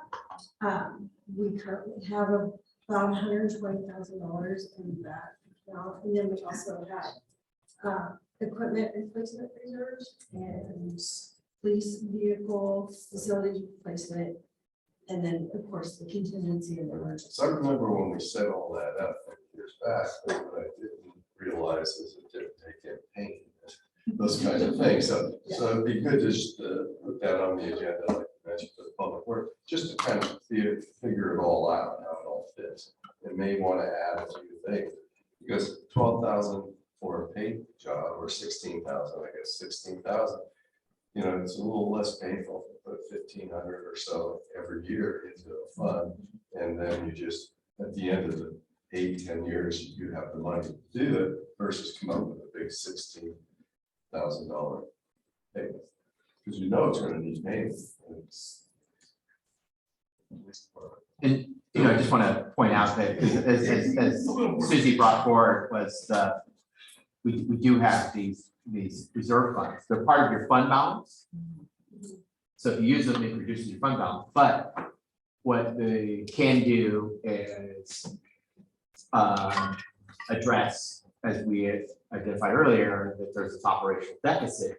So we can use those reserve funds. Now, I would suggest council be prudent so we don't just spend everything in those reserve funds, because we do want to have that have some fund there in case there's a significant failure in a facility or something that really it needs immediate solution. But for instance, if you said, council, we feel comfortable using some of those facility maintenance funds just towards painting, we can show that in the budget. It'd be a transfer out of that particular reserve fund into the facility budget to address painting. So I don't know if that's something council would like us to do. We're getting nods. So if you make a note, and what we can do, we can identify what those. We had the report that showed the fund balances, but we'll be prudent in identifying for facility maintenance, at least the painting, and we can look at other opportunities for funding some of our facilities maintenance items. But I guess we don't want to come in and say, well, we're going to use it all in 1 year. Do it carefully in a manner that's stable. So I hear kind of Victor, why don't you continue? Okay. You kind of talked on about the brush chipping, preventative tree pruning. And again, I know that's all trying to make sure we get ahead of some of that really important work. Maybe start with the Second Street City Park repave. Well, the Second Street City Park, the $18,000 you see there is to repave the main trail around the park, which is pretty long. It hasn't been repaved in a while, quite some time. There's a couple tripping hazards and leveling surfaces that we need to address. So that's a quote that I received from a local contractor, just to get some numbers for you guys. So that's one of the projects that I do want to accomplish this next. That's just a one-time this summer. Normally, talking to the contractor, he says this will get us for another 3 or 4 years. So that's one project. As you guys know, the city park is the focal park of town. Everybody likes the city park. Everybody loves the city park. So we've been trying to find, some of these funding to address some of the issues over there. And then the new recreation department revenue. This is all new for us, but I do want to spear this project. I've been talking to several coaches in town that are willing to help us out with some of it for coaching and for this equipment. I've also been talking about with the schools, so maybe we can utilize the gyms for basketball camps, for soccer camps, for t-ball, for flag football. And that's something we want to tackle, we want to start doing. So that's that $10,000 right there, just to purchase equipment. If we need to hire an outside coach from somewhere else to come in and coach the kids, that money will let us do that for camps. And Well, Hector, just real quick on that. I mean, one of the things we've discussed with the organizational change and kind of elevating parks was to start the foundations of establishing a recreation program. And Hector kind of has a vision of how we can grow that using some of our existing nonprofits, working with our local sports groups. So this, the way I would view this is kind of like seed money, is to start that important work, to see if we can kind of get a rec program off the ground. And I think, Hector's vision would be to work with some of our really local sports groups, youth groups, and schools to do that. And so I supported that, putting the money in the budget, but hopefully that's what we're 3/4 of council is, again, we've got to start somewhere. This is a little way of, this kind of way of kind of being able to start initiating a recreation program. So there's potential revenue. Right. Because I think winter's kind of revenue neutral, because the money can flex, people participating. I mean, one of the things It's not there yet. we've talked about is doing some additional work at the snack shack, Yep. or excuse me, Scouts Cabin, to set that up for rentals. I mean, it could be a really great space, and with some investment, we could turn it into a rental facility. I think it would pay for itself. And again, that'd be kind of part of your park rental program. So someone can go online, rent it, for a wedding or a barbecue or whatever, a quinceañera. And so, but getting it prepared to do that, it would require a little bit more work. yeah, we just touched on the scout cabin. We recently painted the scout cabin. It was really nice. We got some, we got, I think, Knights Electric came in at the lowest. They're coming in and doing some electrical work. And I mean, it wouldn't really take that much money to get that building ready to start renting it out. To start making some revenues, then we can utilize and throw back into the Parks and Recreation Department. And talking to a lot of the coaches here in town, they're willing to volunteer. Just because, what I hear from, I'm a parent, and what I have to do with my kids, and what I hear with other parents is that they have to go away to Windsor or Santa Rosa and go take the kid to go play, t-ball or to go play, flag football or basketball camps. It would just be nice, like Kevin says, it's a start that I can envision in the future, the Parks and Rec Department to have this types of activities throughout the year. to maybe, it's gonna take a lot of work, but I want to get it done. That's one of my goals. Do you have another city or town that you're modeling this off of? Yes, so far I'm using Healdsburg, but you know, that's why I threw the money in there, the funding, just to maybe get a consultant to come talk to us and just kind of get us going. And just right now, what I'm trying to do is I'm trying to just, you know, be playing sports my whole entire life. I've known local coaches, I'm willing to help, just pick their brains about, hey, we can do this, we can do that. So that's something definitely we want to bring forward. Not that we need more bureaucracy, but I'm pretty certain Fieldsburg actually has a Parks and Rec commission. So if it does become something that's burdensome for the council or staff, that is another local model and an option. We don't need more meetings, but I'm just saying that might be something we want to just have in our back pocket for. Because I think that there is a huge unmet demand and pent-up demand. I mean, you know, on the weekends and during the week, you can't go by the city park. I go to city park all the time. You can't go to city park, go by River and not see how many kids and how many families are out there enjoying sports. We have, and people come, I mean, Gus points this, the spirit Gus is here, even if he can't be with us today. So many people from, you know, our immediate neighbors come into Cloverdale to use our facilities too. And so I think that we tapped into something where there's a huge market there. And obviously we don't need a profit center, but if it's a service that we can offer and break even and offer more amenities to, you know, local families, I think it's a great idea. So thanks for bringing that too. I think that's a great idea too. I'd like to see maybe having a meeting, so council, but with all the nonprofits that are currently involved, including the school district, talk a little bit about a model of what we're trying to do as a community. We don't want to be redundant or duplicate, but we want to kind of collaborate with them and try to put a plan, partners with the plan. Because there's a lot of different programs, a lot of different funders out there. And it'd be nice to kind of bring us all together and figure out how we take that next step. So I know the school district, we do have that MOU in place. In fact, I'll be meeting with them to go over that as an ad hoc from our subcommittee. That's why I brought up the school research officer. That's a big piece of that. That's in that plan, but also using the facilities and working together is another big piece of that. So. Oh, it's great. Thank you for the feedback. It's kind of exciting to be able to kickstart a rec program. I see it being tremendously. I just see. I think you hit it on the head. Is that there's this untapped demand there.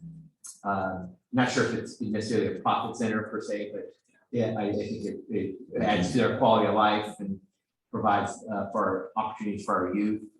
But not only our youth, they're seniors. We can start talking about more greater use of the pool, for example. Pickleball league.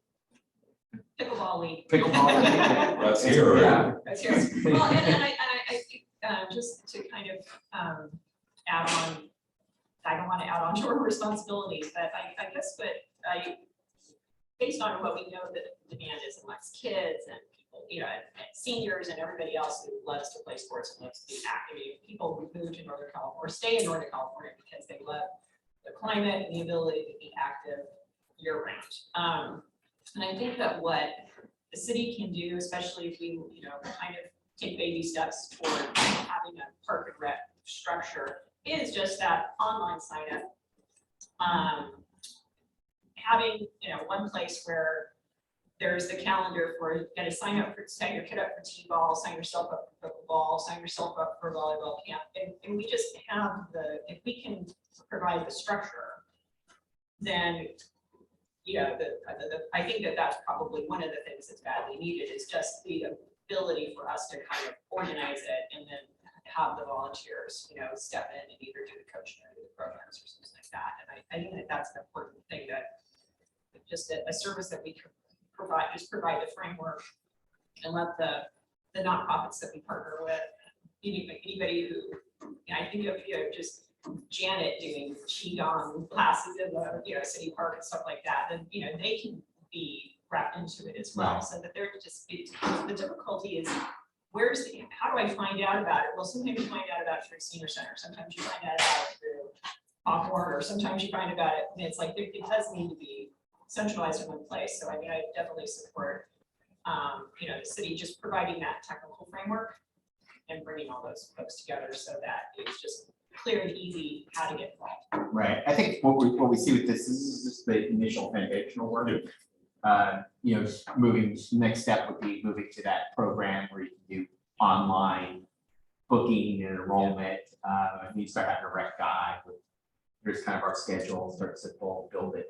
But this is really just first time we've identified funding in the budget and start this process. So I think we have more to come. Really is, yeah.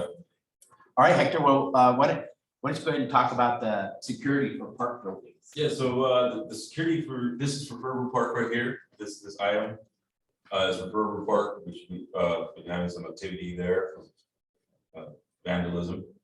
And the 14,500 includes security lights all throughout the building. And it also includes cameras and some, I think I budgeted 2 cameras there, and then also for some extra theft locks for the windows and doors.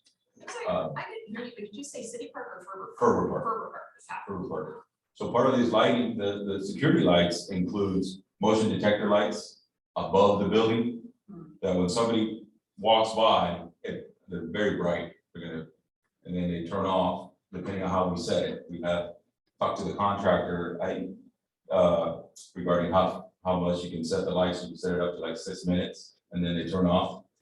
And then the lights around the building, those will be on a photo cell. So those will turn on right, the sun goes down and then they'll turn off in the morning. And it'll be bright.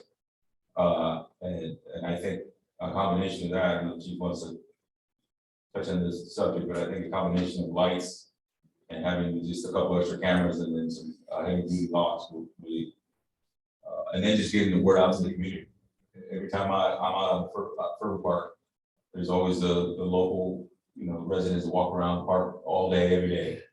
And I always spread the word out. If you see any weird activity, anything, weird going on out here, you call the police. So that's what that line item is. And then Hector, any questions? Well, the question I have, 2 questions. One is on the lights. Are they going to interfere? Are we going to get complaints from the housing units that are right back there? So You say very bright, I know. Yeah. Yeah, it starts lighting up houses. So the current the lights that we're going to have on are going to be a little bit brighter than what we got now. The one they're going to be on all night long. The motion detector lights are going to come on pretty bright. But we're going to face them where the cyclone fence is above the trellis. We're going to face them right to the window in the building, so it won't Hit that wall. right. And that's something that's one of the concerns that I was telling the contractor to get the quote to make sure that the floodlights are phased into the building, not out. The second question is on the security cameras. Will they be monitored cameras? Or The cameras, the quote that I got are like a better version of the game cameras. If we want to go with a camera that has a DVR, then it would be more additional cost for that. The cameras that I got was just game cameras that are quality. We can always go with the DVR cameras, whatever you guys. but they won't be monitored by the police. Well, get something like an ID camera up there. And you can really monitor those anywhere. What price? This really comes down to 2 different things. It's 2 different products yet. If we had full broadband and things to make it easier to control, it would be cheaper and better in the long run. So maybe long term, we start looking that direction. However, having one of DVR is the only way to go because it does you no good. We don't have those pictures for the prosecution. I know that back in the 90s, I think it was, they had cameras in Clark Park. There was a lot of tagging going on with the gangs back then. And they put them up high on a pole, oversaw everything. It might even been fake, I don't know, but it's a deterrent. But it worked. But it was working. Yeah. So, yeah, But you bring up a valid point, like whether it's real or not, the idea that it possibly is Correct. enough as a deterrent. lights are good Insurance. insurance, so are just the visual of the camera. But places like Park, it'd be nice to have a couple cameras that could record if possible. For a couple, just your specific areas, but your Boy Scout cabin, that got hit, that was Oh, yeah. well worth the cost of the cameras. For what we had to pay for that fix. I mean, the cameras are cheaper than the insurance did that. Absolutely. So, but actually, to your point, I mean, one of the options that we do have, and this is a political hot potato, I'm sorry to bring it up, is that, if we own the park property, we also have the ability to put G5 towers. If we need broadband for security purposes, so that might be something that we want to consider as well, and that actually could be a revenue source. Because it would provide high-speed internet for the entire neighborhood, for the park, and give us the access to broadband. And the companies put those in, right? Pardon me? Different companies on this. Yes. And we can tell them it has to look like tree. It would be put in it could be put amongst like the oak trees and stuff that are already at Faru Park, for example. It could blend right into City Park, and it actually would then provide, broadband for all the attendees. And we want to make sure that we've got the distance. I think that the distance for those, it's the same as a microwave. It's like 5 or 6 feet. You just want to make sure that people are exposed to it. But it's just an option that we do have. Yeah, I have a little bit of experience with cameras. I have a friend of mine who has cameras, and you can hook it up to your phone. It's got a DVR and the camera system. and Oh, I you got can- my ring notification just a few Yeah. minutes ago, yeah. And then you can go back, you can record and then go back 3 days, I think, 4 days. 30 to 60 on most of them now. Yeah. And so I just did these with the district before I left, came here. 20 cameras with all the DVRs, everything you needed, everything done, everything hooked up, top of the line, was gonna cost you about 55,000. That's 20 cameras.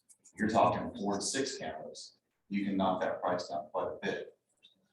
Because you're not doing miles of line either, the cable's not there, it's because you're doing smaller, more condensed areas. So I think if we were, At 55, that we can't replace with this building. and that's my point, if you Yeah, can do all that's- 3 parks for that 55 probably. Right. And then there's, then there's ongoing, I mean, so the advantage of it is if we were able to do a financial deal where we actually get paid to put the tower up, we might, I just would like to see if there's any interest among some of the carriers, and if we could use it to kind of underwrite some of this.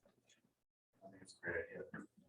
Who would be the most interested? Is it a public works, is it a police fire standpoint on something like that? Because that does a lot, I don't know. Or is it David and Kevin? It's always David. Well, we have a small cell ordinance that we just recently adopted, and we had a discussion of where we would like to see those types of facilities located.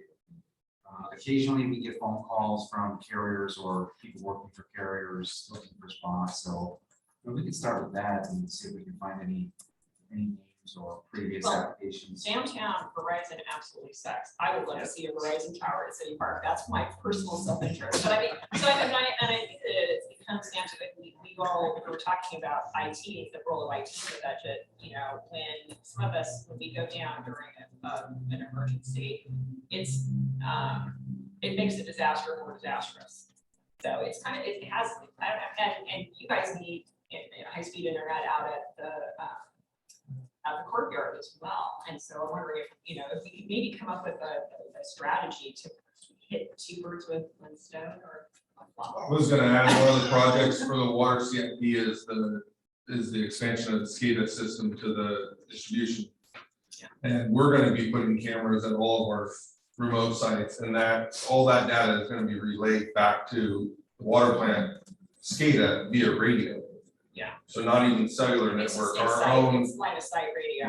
we're gonna have a radio loop. You remember, we're doing the AMI meter project, we're gonna have a radio loop for that, so a secondary system that may work for even park cameras would be either one of those radio loops that we're gonna be already implementing around the city for our own use, because they'll be city-owned radio frequencies. Well, I think that's an avenue we can explore. It's kind of the immediate need, I think we were trying to address with given the vandalism at Burger Park in particular. I think it's probably you could extend that out and build that. What's the council's desire? Are you okay with the budget amount we have? Should we start there and with recognition, if we need to do more, we'll bring it back to council and we can go. It sounds like we would have consensus that if it came back with more, it'd probably be open to. Absolutely. I mean, we might want to, Hector, we talked to Sandy, Susie on that line item and just make sure you've got enough in the budget to provide some flexibility. I mean, not deviating too much from that amount, but if there's a little bit of a better option, you've got some flexibility there. So, and then the dump trunk, again, that's kind of, you said there's two things. One, you really need that to have the chipper to be able to, if you're gonna offload the materials. But secondarily, there is a need for a dump truck. So maybe, well, we got our whole team here. Jason, I don't need a dump truck. We already got one. We could do some biosolids removal. We already got one. If we decide to go with the route, if we decide to go the route of buying a wood chipper, I would just need to add maybe just a little bit of money there, Susie. I'll find out how much to add higher rails to the truck, so the chips, if we take it on the street, they're not flying everywhere. This is a smaller size dump truck. It's just wood, no, this truck it's a 1 ton, strictly for brush and wood chips and brush material vegetation. No heavy, it's got a lift on it, but nothing too heavy. Like we can't use it for like water leaks, where you have to carry large amounts of base rock or gravel. Just strictly for light loads. Mayor, you're okay with that and move on? I'm good. Yeah. All right. You know, they've been sharing a truck the whole time, so then have their own, each department has. So. I think we were talking about shared equipment and how we could address that. This is kind of a specific need. All right, well, let's go ahead and go to finance and IT and Susie, turn this over to you. We've been actually, I think Councilmember Paul, you mentioned as part of our strategy, we're talking about goals, looking at information technology, coming up with a plan, kind of a master plan, if you will. And Susie's been leading up effort with our IT consultant, KLH. We had a presentation to the Finance, Admin, and Police Subcommittee. Pretty highly technical, Mayor. There was a lot of. I would use the word painful. Sorry. But there's, we've had a fairly basic maintenance service, annual maintenance service where they come in once a week. We have been informed by our risk carrier, Remif, now Sierra, that in order to continue to have cyber coverage, they are mandating certain IT improvements. And so I think this is across the board. We're not the only city. I think it's pretty much all cities because we're all covered by the same carrier. And they're seeing these tremendous payouts because of the losses cities are experiencing from IT invasions. And we did have a hack into our system this fiscal year. So Susie, I'll turn it over to you to talk a little bit more about what you how you responded to that and the impact on the budget. These are really new expenses. So. Yeah, so typically we would budget around $60,000. What we heard yesterday, or I'm sorry, on Monday, from CLH was that we should be budgeting $312,000 for this coming fiscal year. Sorry. Yeah. So obviously our budget is not sufficient whatsoever. We do know that the daily monitoring of the IT services was $50,000 approximately, and I feel confident that we need to do that. Because just having someone come in once a week, it's not doing it. It's not. Can I just say, we don't have IT services. Yeah. That's the thing, is that, I mean, everybody, well, we need to up our IT services. That's not the answer. We don't have IT services Right. people. That's what my husband and I do for a living. We don't have it here. Yeah. We have the absolute bare minimum, and it's becoming more and more dangerous out there in the cyber world, so. It's, interwebs are very dangerous, right? Yeah, and I want to mention too, that, there's the basic IT stuff, getting our computers and network set up, but where we do devote a lot of IT resources is to our police department, because they have RIMS that connects with a number of our other partner agencies. And they do spend a lot of time kind of behind closed doors over at the police department. So there is that piece to it.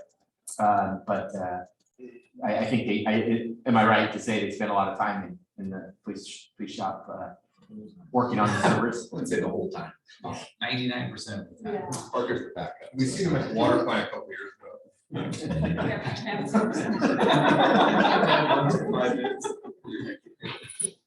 Typically, what they do is set up computers, that type of thing. The computer, they'll set it up. Other than that, the server work, that's most of the server. And that's typically it. That said, I have been moving up the budget a little bit each year, trying, because I knew that we're kind of rolling behind the times. Sorry. You're just being so diplomatic. Yeah, so currently I have $125,000 in the budget for this year, and $150,000 for next year. The following year, it's still not enough. I don't really. Is that, But then what do we double it? is that gonna get us what we need for Reba? I think with the bare minimum, we can get what we need for this following year. Yes, they require an MFA. Have you gone over this in plan? So actually, maybe you need to bring me up to speed here. I know that we get some of the support from REMIS, but are we in any danger if we don't meet a minimum threshold of not being able to get coverage? Is that where we're That's at? where we're at. That's what I figured. Okay, Yeah. okay. I just want to make sure I wasn't making Yeah. an incorrect Now, they're assumption. saying So, yeah, we're not we're insured. not covered. Yeah, we're not insured when you're too big a risk. Right. Yeah. Right, we That's what I was afraid of. we received a survey where they are asking us what level of, what types of programs we have in place to address what they see are these increasing cyber threats. So they want us to move and have implemented multi-factor authentication on all of our For like systems. 5 years behind. We've already implemented Proofpoint, which is the spoofing email monitoring. Which, and- yeah, keeps flagging all the Cal Cities emails, but Ah. other than that, okay, so actually, if I could ask a follow-up, Yeah. so what happens a lot of times when we're working with contractors like, PLH, right? I know there's an airline by that name, I would be confused. So I'm assuming that they would have gotten the report from REMIS, that's like, these are the minimum that we have to meet, and then they're saying, we do contracting with other municipalities, this is where you need to be, and this is how much it's gonna cost. Has that already happened? Yes, Okay, so that's a number that KLH is like, in order for you to meet your coverage, we're aware, and this is what it's gonna cost. Yeah, they're because- saying you need, this is to meet your Yeah. requirements, but then there are also adding other things, like Yeah. these are things that you should be doing, you should just have in backup. backups, dual backups. Right. Yeah, That's just industry best practices that on top of the minimum requirements of insurance coverage, this is also what we recommend. Yeah, that's good. Okay, thank you. That helps understand. Yeah, so some of, for instance, what you see here, the IT service support, that's kind of our annual spend now. The additional is the 50 and the 25, so that's a very significant increase in our IT budget. Coming with that, which aren't expenses for KLH, but will be other solutions that we're going to be looking at to whether it's Comcast or Sonic to have those additional backup redundant ISP providers, because that's also what KLH is telling us and what we've known for a long time. Well, we is, learned it right here in this from a couple of years ago. right, So, that yeah. you need to have that redundancy, and it's a little painful because it's expensive, you pay for it, but then you only need it when you're down. But it's a nice thing to have. And we're also seeing this transition from, right now we do what we call on-prem backup. So they literally take a tape drive and they back up our system. And that's not what's considered the best practice. The best practice is that we are backing it up to either what's called the data center, which is hosted somewhere in a other location outside of Sonoma County that can spin us back up if our server goes down, or or in a virtual environment. So we contract with Amazon or Azure, which are the major cloud service providers. There's others, and we back up the data in the cloud, and so that again we go down. Someone ransomwares us, we can say thanks but no thanks. Boom, we're back up, and but you pay for that, and that's what we've been working with KLH is how do we get those processes in place, or at least have a conversation about what are those needs, and what this is kind of a starting point. Because we felt it was too much to come in with go from a $50,000 budget to a $312,000 budget. So we kind of cut it in half. We're about the 120 mark, moving to 150. In some of the work we've identified is more policy development, so that we have identifiable policies for our staff around accessing emails and all this stuff. The thing with multi-factor authentication, just put it out there, is most multi-factor authentication happens with your cell phone. And employees, that's an area where we know we're gonna have to tell employees or ask employees, you're gonna have to have a cell phone, because that's gonna be the way you get your code to enter your email, and that's kind of that's just where the world's going. It's all of us are going to have to have multi-factor authentication with access to our bank accounts, to our email, etc. And so there's just a kind of there's the person aspect to all this too, and how we work with the police department's going to have to work with all their officers when they access their system. Well, how they get that code, and our employees, We have employees that still have flip phones. I said that exact same thing. One employee. I said that to our consultant. So I mean, those are things we'll have to work through. I just point that out because it's easy to buy it, but then implementing it also comes with some challenges. But right, and if we're requiring an employee to use their phone.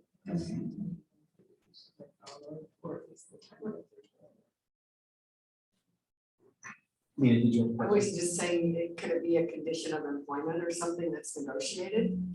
Or we just do a stipend for each employee, $50 a month or something like that, or however much it probably costs to cover the data. That's everybody has to have. So I can't, I guess you're the only person I know who still has a flip phone. You and Reese. I don't have flip It's not phones. you, it's somebody else, yeah. We got the razor. I normally have two phones, so I got the water plant phone and my Yeah, phone. So. There's a city employee that flip phone with that antenna. You still have, they still don't have overall. Two hands. Still text one. Well, you know, I think that other companies are having, that's, it's not that we're going that way. It's just Right. yes, okay. And Susie, just, we did want to point out that, you know, we're continuing our open hub. I think it's been a real time saver. It's been, we hope the community is embracing it. It's online, which is great. I think Councilor Paul, I know you've used it. It's useful. It definitely has saved that, I mean, just the cost, it saved that in employee time. Because we're all working in the same source document, we're not taking from one person and trying to put it into another. And then moving it. It's so much better, it's. But not only that, we're doing building permits. Mhm. We're getting a lot more building permit applications now because people are finding it easy. The encroachment permits, and this has been helping with that. And then you can look up your address and find building permit records. So it's. Ukiah actually did the research and they have, and I don't remember what the number is of how much it actually has saved them. Yeah, And it was in the, 50,000, maybe they're a much larger city, but it was in the, $50,000 range or something like that. So they're actually seeing it as they're seeing that benefit. yeah. I think we probably are too, but we just. Right, Yeah. yeah. Also not listed on this slide, but we also have a budget of $12,000 each year for TOT audit. So we're expecting for that to be ongoing annual cost. I think it costs around. Is it 2,500, I think it's 2,500 for hotel. Okay. It's not that much. Yeah, it's easy. We have the proposal. Oh, yeah, other than that, pretty much part of It's this. the TOT, is the audit underway as we speak? We have the proposal, I guess I think it's within David's signing authority, so we just need to sign that. It is underway in that we've got the proposal, we just need to sign it and we'll get it going. But that's just for one, or did you just say dual? Well, he just gave me a price per, so I think we just need to tell him, probably just tell them all, I think, at this point. And they're doing the Airbnb and the Airbnb monitoring as well, so that. Needs to happen.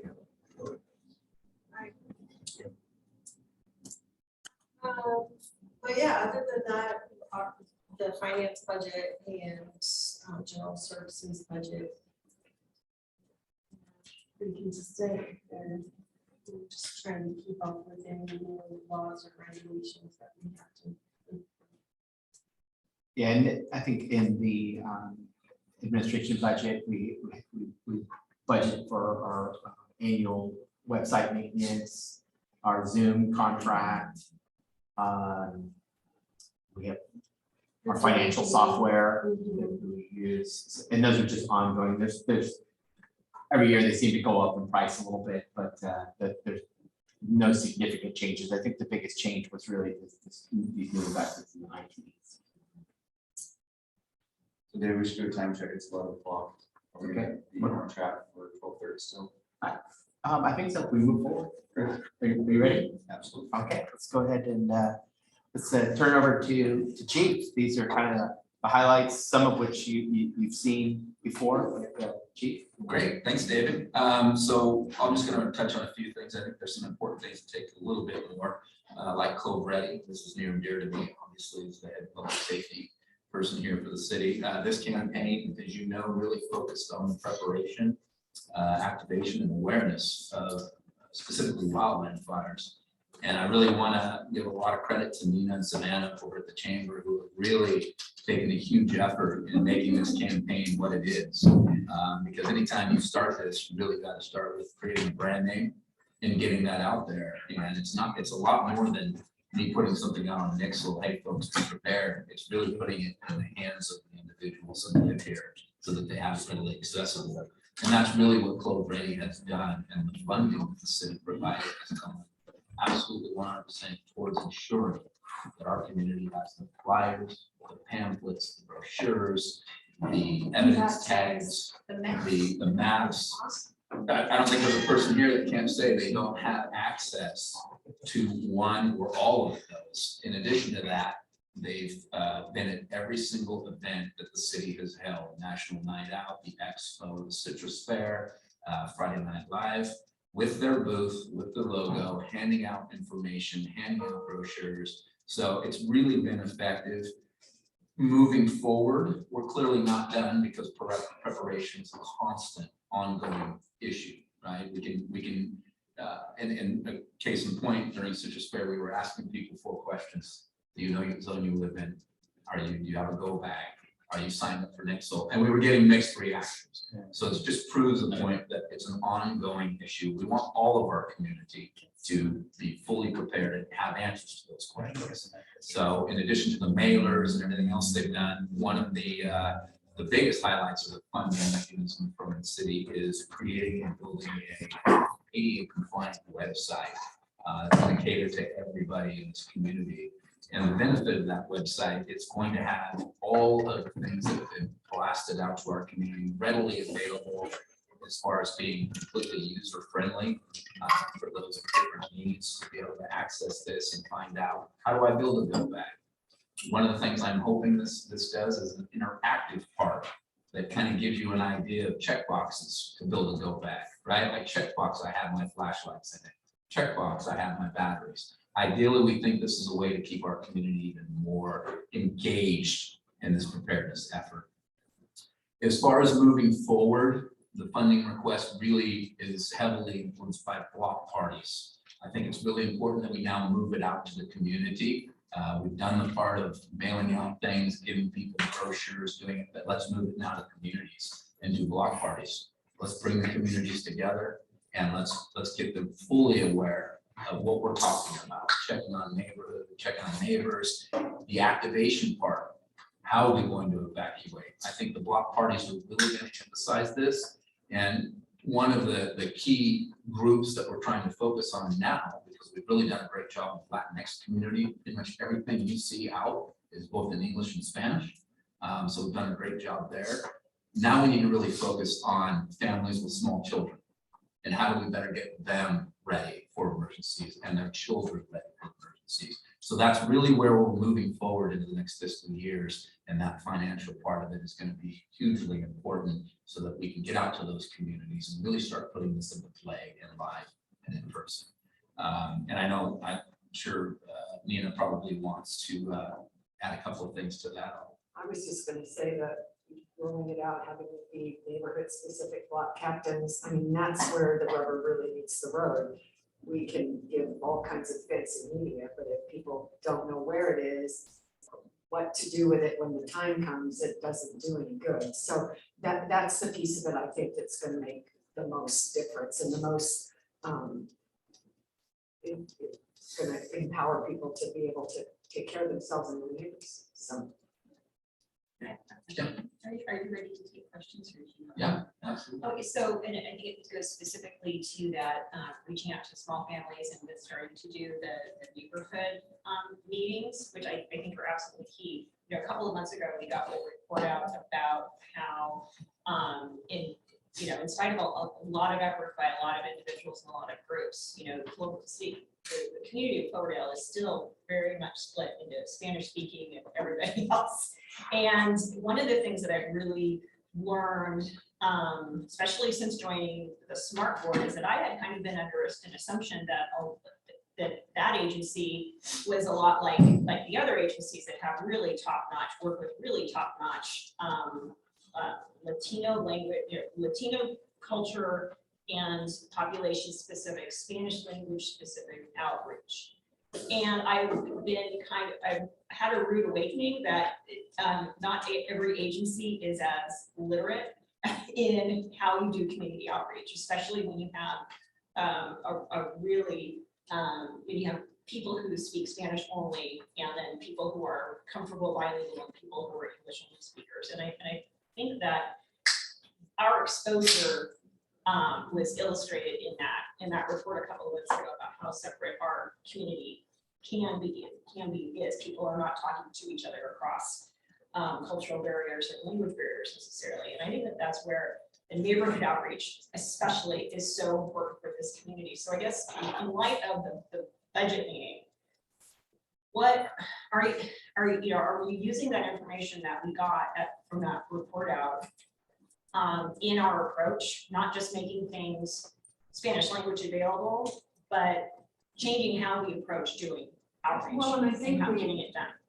I didn't mean to interrupt. Oh, no, I think- that's my question, because I think that it's pivotal to this discussion and this process of budgeting and understanding that the way that maybe we've done things in the past, just making materials bilingual actually doesn't Right, cut it. that's the Doesn't- first step. It's the first step, yeah. But engaging community groups like La Familia Sana and like the Nuestra Comunidad, they are here, that is one of their, a big part of their scope. They have worked with us on other things that we work, events and things like that. But I am certain that we would be utilizing their volunteers or people that are in that type of capacity, because that's what they do. They're a trusted resource for the community. And I agree, and that's part of the block party program, right? We're gonna have those individuals with us so that, and I agree with you, it's more than just saying this is in Spanish. Right. It's understanding what it is the message is for you. And it's breaking down the barriers so that you're connected with them regardless. Right. Yeah, you're connecting with people that you wouldn't have been connected with before. And I think that that's gonna be key for our public safety and disaster preparedness. And just for the health of the community as a whole. Our mental and emotional health is feeling connected to our neighbors. Yeah. And that's what I think being in person on these block parties is really gonna accomplish, and that's kind of the meaning behind them. And I think you would agree with that, Nina, that's the discussions that we had about it forward, very much so about the website too. There's a lot of emphasis put on the Latinx community, the understanding and the feeling of part of it, as well as families with small kids. So we're really focusing on those a lot, and that's the takeaway. And moving forward, that's where the money's gonna be. One of the interesting things at the expo this past Sunday is that Cloverdale is really doing well in terms of what we've done so far. We have a lot more to go, but in lots of, it was pretty eye-opening to me. That's because we focused on, and put some resources behind it. So I'm happy with that. Just a quick question. Where does the school district come involved in the emergency preparedness part? Are they brought into this conversation? Are they part of? So they've been approached multiple times. I'll say that they haven't actively participated in the usually Cloverdale meetings that we typically have. Ideally, we would like to see that participation more because they may be they could be a very strong part of the engagement piece. The reason I bring it up, I'd like to get that on our agenda for the city schools for the next meeting. I really think they should be part of that conversation because the school's in session and there's an emergency. I think this all fits how we're going to deal with that as a community. Yeah, no, I agree with you 100%. I will say that I have had conversation with the superintendent about our point of getting this message across in the Cloverdale campaign to the degree that Savannah and myself and another member of the community stuffed over 900 of these evac tags, flyers and folders into every backpack at the middle and elementary school before school ended. So the message is clear how important this is. So I agree with you 100%. I mean, their campus may become hugely beneficial. It used to be, let's say a few years back, it was, well, it was a band were available, buildings were available, being served, as you said. I was happy back in 2017, 2018, 2019. Yeah. So it's sad that it's not as accepted right now. Well, the kids are our best agents, or the kids are our best. Oh my gosh, right? Yeah, it's like, they love this stuff, so they're the ones who got their parents recycling it all. Yeah, and I'm not saying that it's not accepted. What I'm saying is that for the Clove Ready campaign, they haven't participated. Do I believe they're fully aware of what their role may be in a disaster, where their facility, their transportation components may be used? Yeah, But as far as participation in the actual Ready campaign, not as much. Moving on to Axon body cams, I think everybody remembers last year, the council agreed to a 5-year contract to upgrade our current, or at that time, our body cameras that were failing, that were somewhat deficient, as well as new tasers. And I think it speaks for itself with the use of force atmosphere that we're dealing with right now, transparency. I think these things are the single most important factors that keep cities out of liability. So I think it's cost. It speaks for itself as soon as we got them.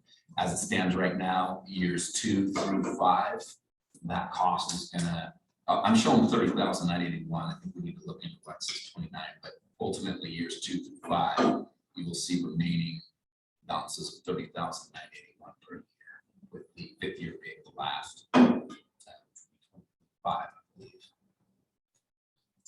And so, we take a look at that open cut. I feel like the first year was 29.2, and then after that was 30. First year was 16.2 because we came in late. So it was half that cost. At least I'm looking at their contract, so maybe we do need to double check that. But what I show for years 2 through 5 is 30,981. I mean, you're just shy of it here, but I think it's need to.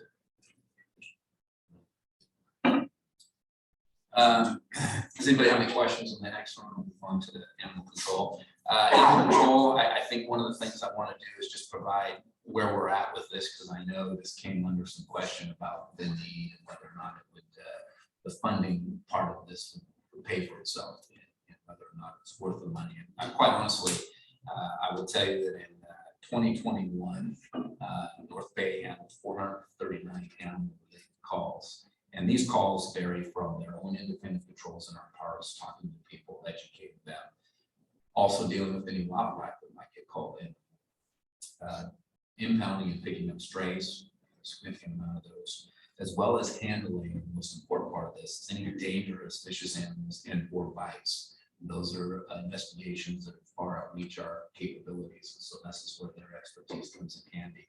So when you see 439 calls, that's pretty significant. That's 439 we didn't have to go deal with. That's the important part of that contract. And then to date, from January to now, in 2022, they've already doubled 110. So you can see they're on par to have quite a bit of calls as well. So I think it really, again, pays for itself and what they're doing. And we're not getting a bunch of complaints about citations, like I know there's some concerns. I think they really understand the importance of educating and enforcing the lowest level. And that's what they seem to be doing. Unless you're hearing otherwise, I'd love to hear it. So Mark is very open to how the city wants The first to. couple of weeks afterwards. That's excellent. And you can see based on that amount of calls, they must be doing something right. Okay. Outside investigative services, again, back in 2019, council agreed to a sheriff's contract that it's $20,000. That's pretty much at a minimum. But what the purpose of this contract was for is if there is a significant case that outreaches our ability to handle that, they would then be contacted and they would deal with the investigative portion of that. Fortunately, we haven't had to utilize their services. It's my intent to try not to have to use them again. If a case is pretty significant and we don't have the resources to deal with that, that's the purpose of this contract. And that's what we're supposed to do. I agree to still having the contract in existence because we can't predict what potentially could happen. And quite honestly, we are currently using that for the cold case deer homicide, which I think is another great avenue for this. And that's still an ongoing investigation. And thus far, I'm very pleased with where they're at in it. That's where I'll leave that. So that's what makes that funny. Just real quick, Chief, I just want to take a moment to acknowledge that, especially the work of with you, based on your leadership, Lieutenant Parker, and the work with Sergeant Barroso. There were 2 major investigation issues that were resolved this year. One was dealt with robbery at our local market, which resulted in that individual being apprehended. And likewise, we had the hit and run incident, which also was quickly resolved. I mean, the impact was there, but I mean, the individual was advocating, and that was, those were both areas that could have triggered outside help, but we were able to do that under your leadership internally and to success. So just want to acknowledge that. I'll add to that. The city also back in 2019 agreed to upgrade its Nexus system. That played a huge role in both these investigations. We were able to put those investigation narratives out on Nexus and received immediate feedback that helped us get resolution here. So there's the importance of that. As far as the Dodge Chargers, you'll see that now $90,000 price tag. Ideally, what we were looking to do budget year was to try to incorporate a new vehicle as we moved along. We were successful in doing that with the Charger that we currently possess, formerly the Chevy Tahoe, the supervisor's command vehicle. Unfortunately, in the 21-22 budget, Dodge and all police vehicles, they're on delay. They're not able to build these cars. And we're probably going to be on some significant delays here getting these cars. So the reason you see the 90,000 is we took the actual vehicle that was in capital vehicle outlay from 21-22, moved it to 23-24, hoping that we're going to be able to get those two cars built out. I can't even guarantee that at this point. What I can tell you is that the outfitting, equipment, and everything did arrive for the 21-22 car, and it's just pending, and it'll be here waiting. But there is some costs moving forward if the city doesn't have to deal with, because we have that. But that's what you see there, and that's really hoping that those two cars come in the And Steve, for council, was that 90 all general fund, or was there some combination of impact fees, or do we use vehicle reserve? Because council may want to give us direction on that. We did use impact fees. I believe we used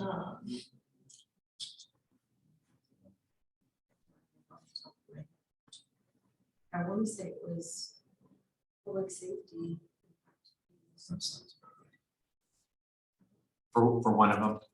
Yes, for the one for last year. We received the car and we were just, no.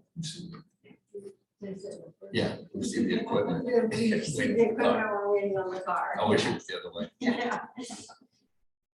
So about half, I think half of it's the general fund impact. Mhm. We could look at if council supports using the vehicle reserve fund. We always want to do that carefully. Do you know the balance to that? I am off the top of my head was. Oh, actually, I do. Let me think about that.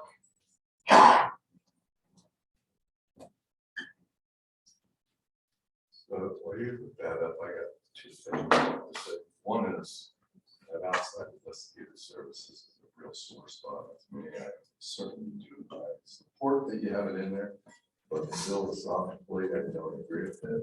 And I think I'd love to see the Police Chiefs Association as a body reapproach the county on this. That's wrong. It's just doesn't feel right.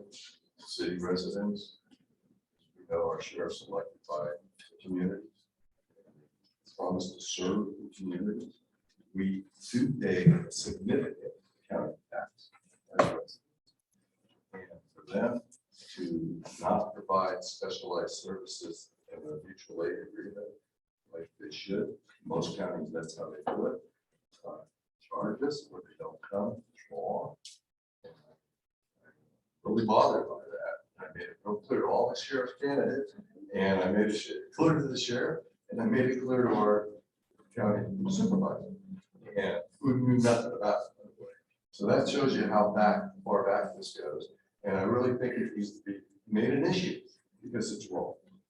I don't think it's right that they double charge us. We pay county taxes like everybody else.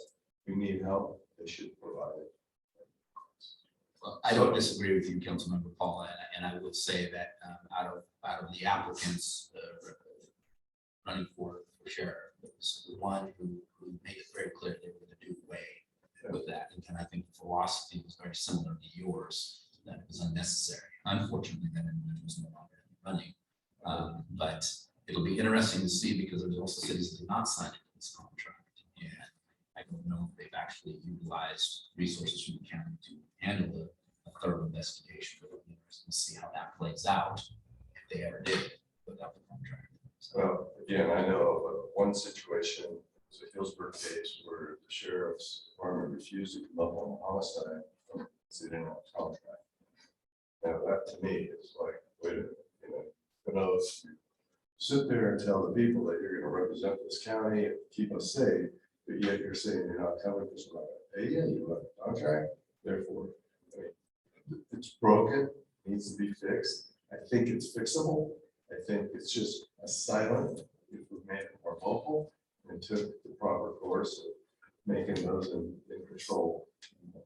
Where this is taking place and it's wrong, I think it could be fixed. So I'll just leave it there, but it's in your court. The second thing is, I don't see fixing dry rot and painting the outside of that police department on the budget. And I think that's something we've talked about for several years.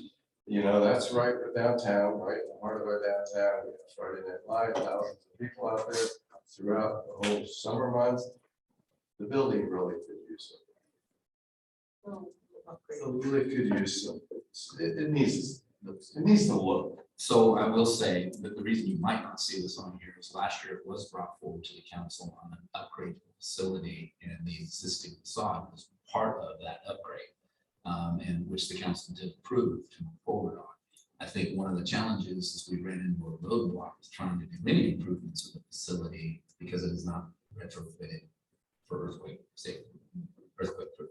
So that's kind of where we're sitting in that. I don't think the coat of paint or fixing a dry rot trim piece would be fit under the modifications. We're not adding a room or having a second story. I think just more of a maintenance approach, maybe a little bit of trim. And, We'd love to move forward on it. So, well, I'd like to strongly suggest that be added because it is slightly embarrassing when people are downtown. We have, thousands of people down there all through the summer months.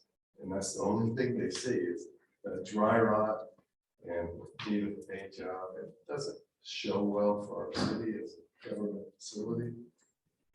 I agree with you. So I'd like to see that kind of a higher priority. Maybe it's a starting point if council supports.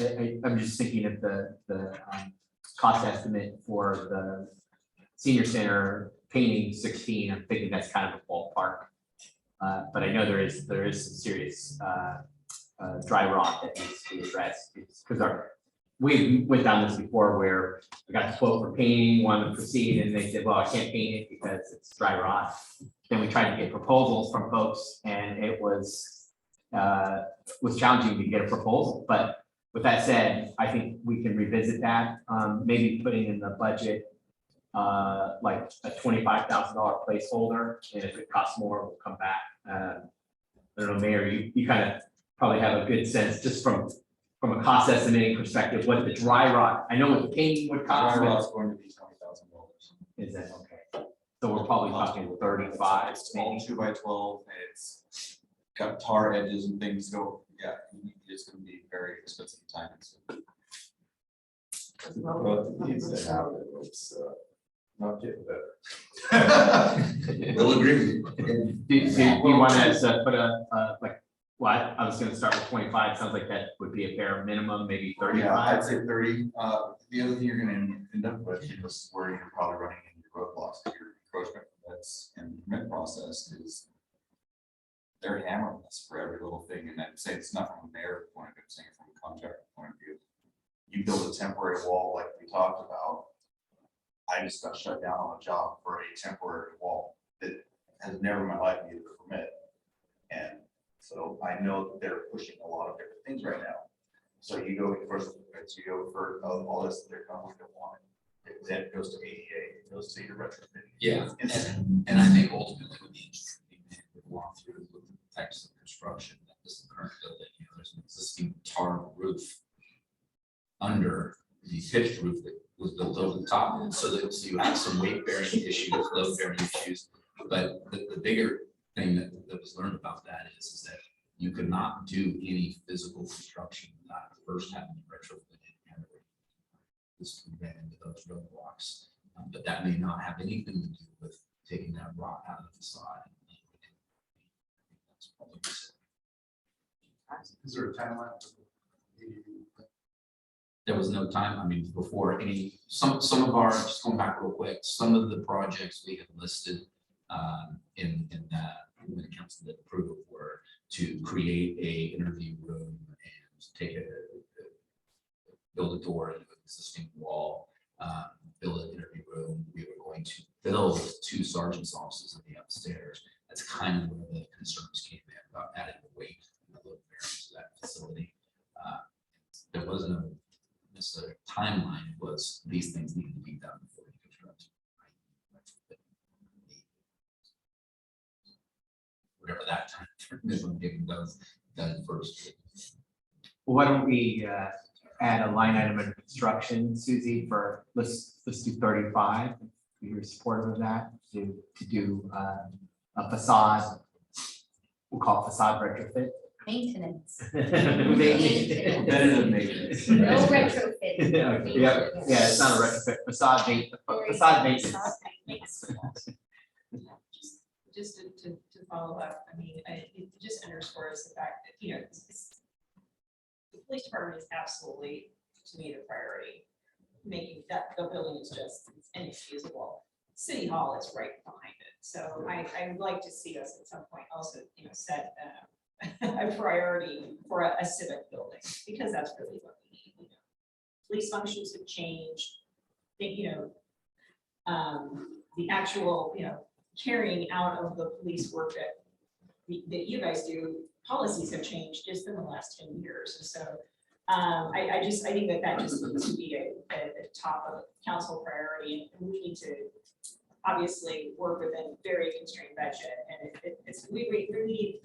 we need a civic building for the police, for City Hall, and I would love to be able to house the chamber and other, and other community rooms, like other cities have, you know, when they built firehouses and built a community room, you know, we have to be able to staff benefits because we're just so limited. But I am not willing to drop what you were actually saying about being double taxed by the county. We are double taxed. And if this is a matter for Howard Jarvis, that's what that association exists for. Perhaps we need to report our own sheriff to the Howard Jarvis because this is, yeah, we're being double taxed and it's ridiculous. And you know, supervisory board doesn't really have a lot of jurisdiction. I mean, the fact is that it's, you know, sheriffs in California are fairly autonomous. They don't report directly to the CAO. They don't report directly to you know, the county manager or the board of supervisors, whereas in police departments across California, police chiefs report to the city manager. This is so antiquated and ridiculous. So I mean, while we're pushing for making sure we're not double taxed, I think that that's the kind of underlying problem is the structure of sheriffs in California. And yeah, I for one would support a sheriff candidate who would see that this is double taxation, and for them to refuse to come up to the city of Healdsburg to investigate a murder case. I mean, I can't believe we're talking about that in the 21st century. That's ridiculous. Only in Sonoma County. Only in Sonoma County. Well, yeah, there's a lot of stuff that goes on only in Sonoma County, but that's ridiculous. So, I mean, you know, I think it might come to that point because I'm not willing to drop it because I'm not willing to be double taxed. That's just outrageous. So, I think that if we have some political, if we flex a little political muscle, that might be the direction. But I am just so frustrated in meeting, you know, budget meeting after budget, talking about the police department. Yeah, but it's unconscionable. We walk in there and see the conditions of that building, and you know, we had a 3.3 earthquake like last week. I bet you guys felt it. I know I did. So I mean, it's just, yeah, we don't need to, you know, we should be in a position where we have to mount a rescue expedition into the police department. So. Yeah, I would just like to see us make that a priority moving forward. Is that police building? So just to piggyback, and I wholeheartedly agree, Councilmember Bagby. You know, the 4-prong project we had was the police department was the last prong that never got built because redevelopment went away. We did have the property identified. We have plans that were drawn out. We went through a whole lot of work sessions on that. The building could be tweaked down, I'm sure, in size, because there was some controversy over that, or at least revisited. But I really think that needs to be a high priority, that building. Though you're making some nice improvements, the best you could do with what you have to work with, it needs to be replaced. That is not the building that's going to be standing if we have, 7.0 earthquake. We're going to be looking for a home, hopefully here, to house our police department temporarily. That's, we need to be fixing that. It really needs to be revisited. And the main thing is we got to have a location identified that we control.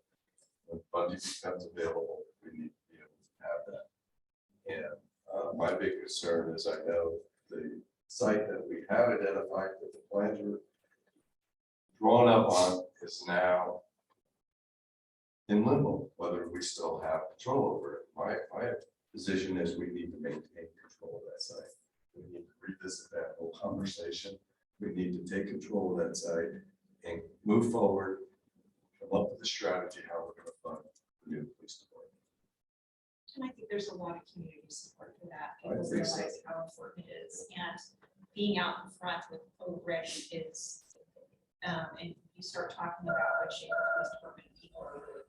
So I think that, yeah, we can get a lot of, we get a lot of support from the community. Work just has to be done. Right. We invested quite a bit in the new design, and we actually did pare it back.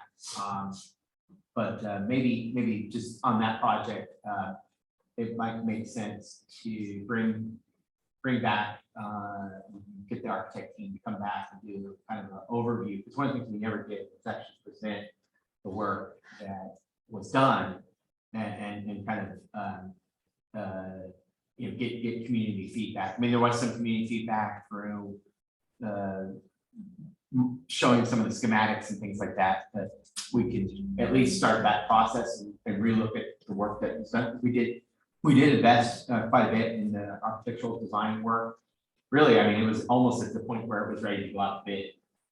It was just a little bit of sticker shock, I think. And so but again, we can at least revisit it and see what the direction is, and show that we did try to develop a new design. We still do control the Times Square site, so I mean, there's some things we have to address from a legal perspective, but those are options still available for council to take. But I think we should be taking those options now. Yeah, we need to kind of put it at rest that is going to be the location for the future police department. And we take that off the table, and then we start moving forward and figure out how it's going to be funded. Or we can charge the sheriff's department rent for a substation. All right, I just want to be mindful of time. We're at 11:30.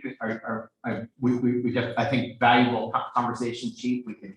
So, LT, we can talk about just it. so I leave understanding, we'll take a look at the Times Square property, make sure that maintains what we need to do to keep that as city control. Yeah, probably for next step, Councilor Paulo, what we'll probably want to do is bring back an item of closed session under real property negotiation. So just to. But just so I'm aware that that's going to, conversation is going to happen. I'll work, if it's okay, Mayor, I'll work with you and just, the plan will be, you kind of look at the time schedule, when we want to do that. We'll work with the architects and we'll figure out when's a good time scheduling wise to just bring it back closed session so we can have those discussions with our city attorney on what steps we need to take with the existing exclusive negotiating agreement, and then start the process of relooking at the police station design. And part of when we do look at the police station design, I'd also like to look at different funding options to implement the design. General obligation bond, one possible funding option. If it was passed, there's the loan through USDA, how that all So it'd be good to just have a generic table of different ways so we can all kind of weigh in and talk about that. We're ready to move on? Okay. So on to Public Works. And this reflects a couple of items that we've been discussing at the Public Works Subcommittee. And I'll touch on that a little bit, and Vanessa's here, so I also want her to weigh in. But I want to kind of tackle the first item. City engineer. We are in the process of revising the job description. We have a new updated description that eliminates the city engineer qualification for that position, so we can re-advertise the position with. Hey Kevin, we let Melanie in?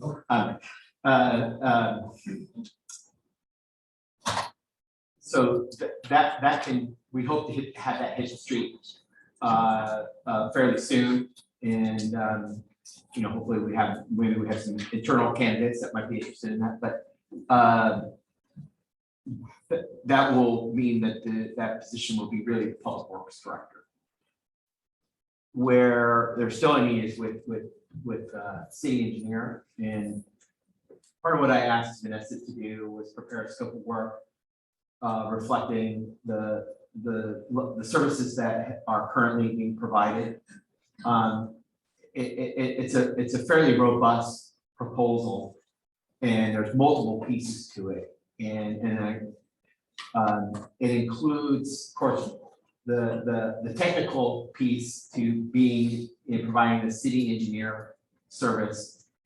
But along with that, we have also utilized West Yost for a number of other critical services, including providing some of the backfilling some of the services that were vacated by our engineering technician position. So, Eric Jansen also left us. There was a lot of work that he performed on behalf of the city that we, encroachment permit review, helping on various water issues and things like that, really relied on Vanessa's team to kind of help provide that for us. I know, on the encroachment permits we've been working with, and it's not Vanessa, it's her team member at a lower rate, and can help provide really what are those engineering tech services. We're finding it's really challenging to backfill these positions. It seems like, and my fellow city managers, they all seem like they're recruiting for engineers, and they're having a hard time filling those positions, or their pay is just quite a bit different than our salary structure. So, part of, again, getting back to the proposal from Vanessa's team, West Yost, it's kind of providing the city engineer, providing those engineering tech services that we need to have staffing for. There's also been quite a bit of work in the drought area. I know the Public Works Subcommittee and Council has seen the memo on the voluntary drought agreement, and the name keeps changing with forbearance, now it's something else, but really tracking those processes, and that's been a particularly valuable part in helping them form staff. So there's multiple pieces to that, and what we've done is kind of try to break up that scope into kind of 4 areas: the engineer budget, but also water, wastewater, and streets. And so that's kind of what we see. I don't know, Vanessa, anything you want to add? I don't know if I covered. There's a lot you've been providing. I know technical assistance to Darren, and technical assistance. Oh, I think that goes the other way. Yeah, well, you're very collaborative. You've been very helpful providing project management services, interface, on whether it's the biosolids project with the wastewater treatment plant, whether it's the 4th Street reconstruction project, development issues that we've had. So there's a lot you've been able to help us, giving our constraints on the staffing side. So I think it's important to note that, you know, I kind of threw everything at it, assuming it was gonna keep up with the status quo. You know, when I came on board here, I was here a few years ago in the same sort of context, but Eric was very much an instrumental part of that. And so his absence, the absence of the engineering technician has greatly exacerbated the workload on multiple levels. And so, you know, knowing that the playing field right now is very sparsely populated with candidates, everybody's hiring for not only city engineers, public works staff, engineering staff in general. You know, it doesn't look really bright that some of these recruitments are going to be fruitful. And so the assumption with the engineering budget is that I'm just going to continue to staff engineering, public works, and an engineering technician role, and what that looks like. If we're able to successfully recruit, that would be greatly reduced. So it is kind of as needed, on call, but it is all in there. And I recognize that it's high. You know, you were laughing at the IT budget. Oh, gosh.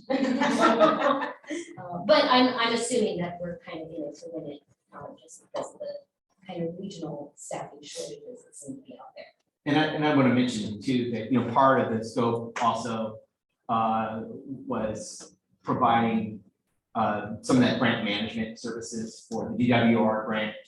Again, you know, what it was, it really, without the technical help of the team that Vanessa oversaw, it would have been, I don't want to say impossible, but it would have been very challenging to be able to prepare that grant application. It was, you know, it wasn't huge, it was a big, but, and so I feel like it Vanessa in particular, her team adds a lot of value, so it does pay for itself in a lot of regards, but these are, you know, the demands too, I think, were there, and Vanessa's very responsive in terms of addressing these concerns around, you know, traffic issues, painting red curves, so we're seeing those progress being made in some of the needs of our community, but also recognizing it comes with a price, so. And so do benefit packages. That's kind of how I look at it. So I like the benefit of having not just Vanessa, but her entire team, and having access to that expertise that, you know, we could possibly staff that. So, and I was laughing because so that they don't cry. Well, God. Well, and I mean, you know, we've had a long-term partnership with Coastland, for example, and they still do a lot on the development review side. It's really helpful that we can build a client or build an applicant, but you know, they were very reticent to take on any additional work. I mean, I talked to John Wanger, he's kind of like, frankly, we just declined to respond because we're just too busy. And that's the first time I've ever heard him say that. So anyways, I just wanted to touch on, I don't know, Vanessa, if you want to, again, the grant writing, that's the other $25,000 piece. You know, is that just exclusively for, or is it mostly for water projects? Is that the 20? well, you know, we put it in public works. It didn't, I mean, if it was exclusive for water, I'd probably say let's put it in the water enterprise. But we left it here just so it's more general. And, you know, because it's general fund, there's the flexibility. If really there's a great grant application that's not maybe something parks or something, you know, coupled with what we put in the planning budget, community development budget, I think there's that. Well, I guess I should ask, though, it wouldn't necessarily be West Yost, but it might be, it could be public works that we could go through, or a different need. Right, yeah, that's not embedded in their contract, though, or their proposal, but their proposal does include providing some grant administration on the DWR grant. So there's going to be some significant reporting. Councilmember Apollo, you mentioned the Aussie roads, that's in the budget. It's you know, we're proposing it as a CIP project, kind of similar to how we're treating the pickleball project of ask council to incorporate it in the capital improvement program. What we want to be able to do is develop a concept plan that then we can use to develop cost estimates that identify, you know, what are all the improvements we want. We know we've heard, hey, sidewalk is critical. But what are the other elements that we might want? We're gonna do this complete streets assessment that are coming up in May. You know, there's what we've discussed is there, you know, runs the gamut of, you know, do we start installing stop signs? Do we do other types of traffic controls to slow down traffic? You know, and then it always triggers things like drainage requirements, lid facilities. Do we want, you know, trail systems that are adjacent to or separated from the Ossety Road, streetlights, all those kind of pieces. So this is really kind of to kickstart that planning process, develop a concept plan. Kind of, if you think of it similar to maybe the Northern Healdsburg, they developed that as a plan that for that area that it fronts you see from Highway 101 and driving south. And they're realizing that now, we can kind of see it.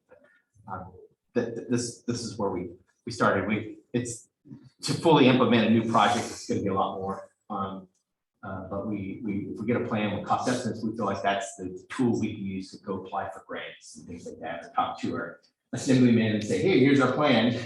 Well, it's interesting for that project because that took away our local control to require anything. And I think the state, we were ready to lay the foundation. They're gonna have to step up with some money to help make that a safe area.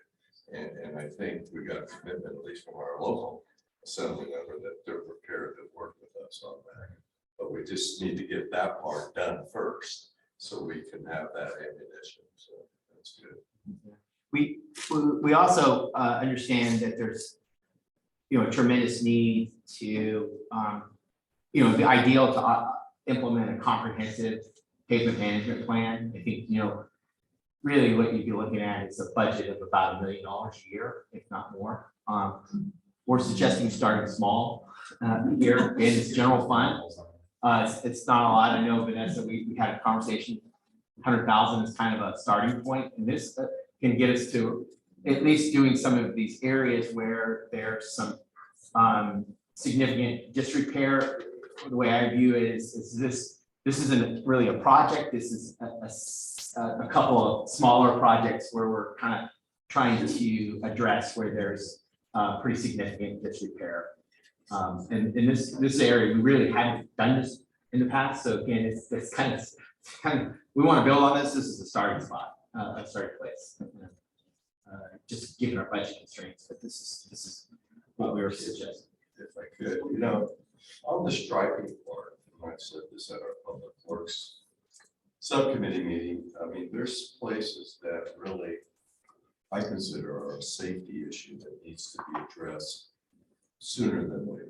I mean, there's double yellow lines or block dots that are missing that actually have removed the no passing to where people could drive over, or stops that are totally faded, non-existent on the pavement, crosswalks that are just faded.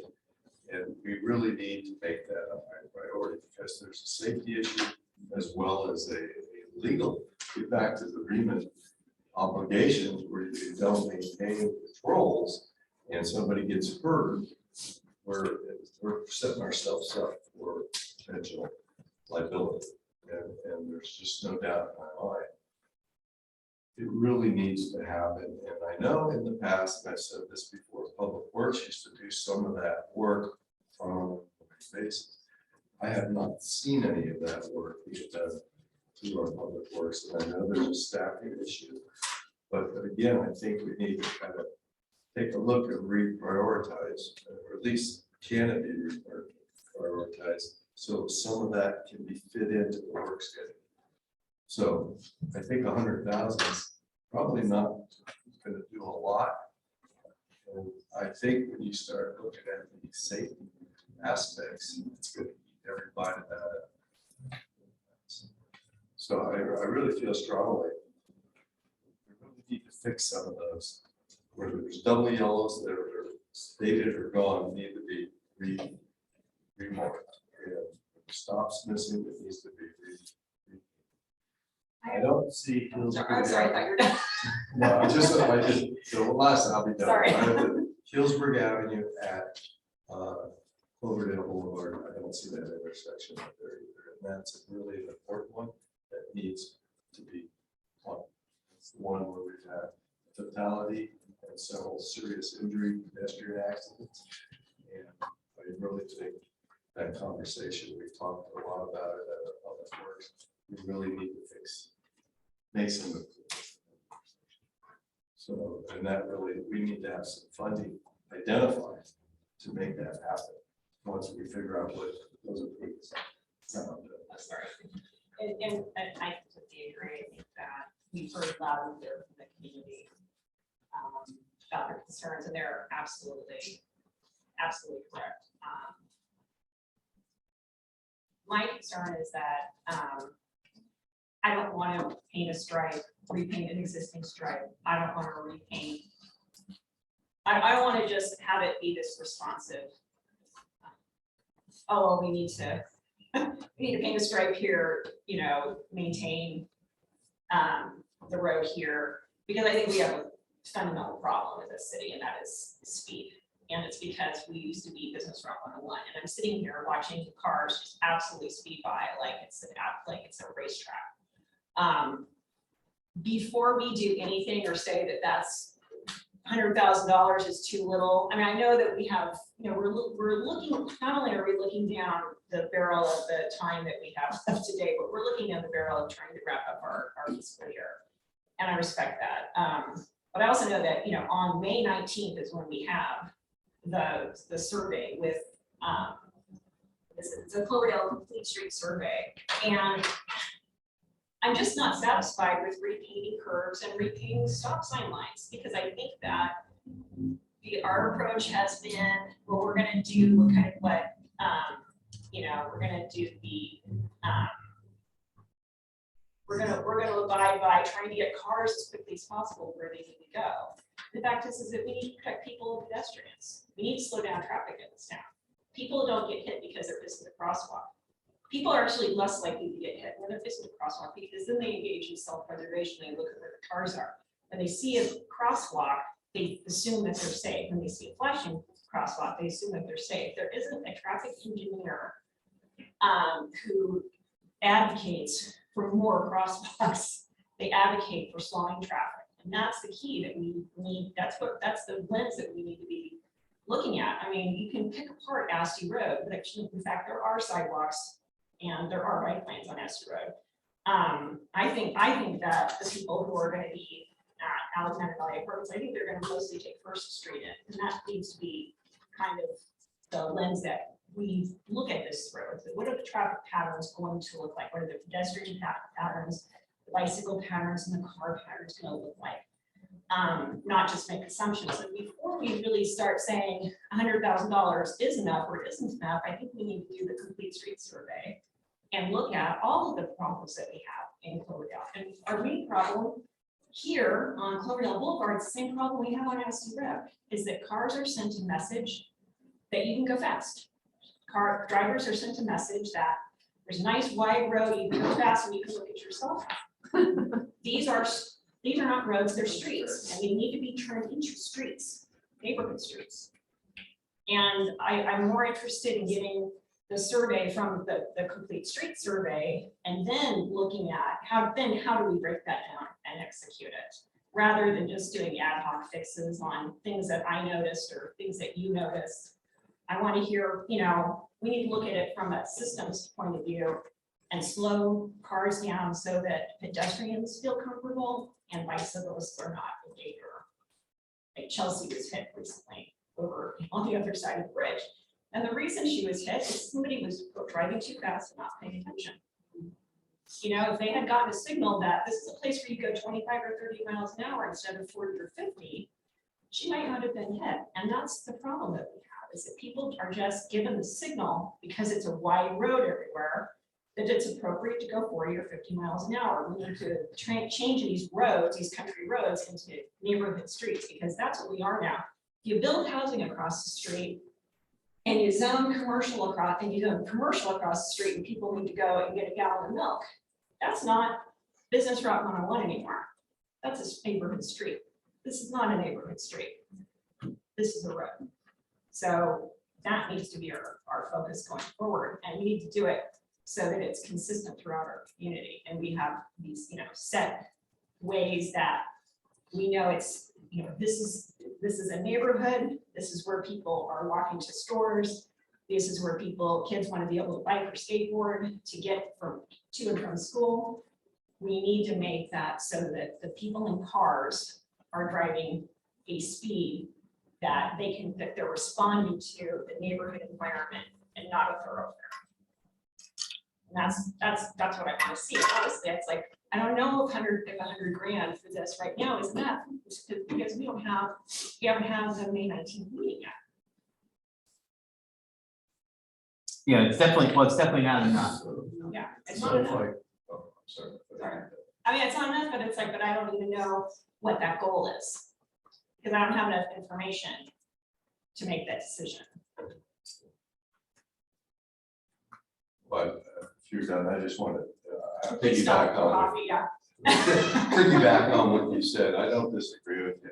What I'm suggesting is, we do have state laws. The California Vehicle Code is real clear.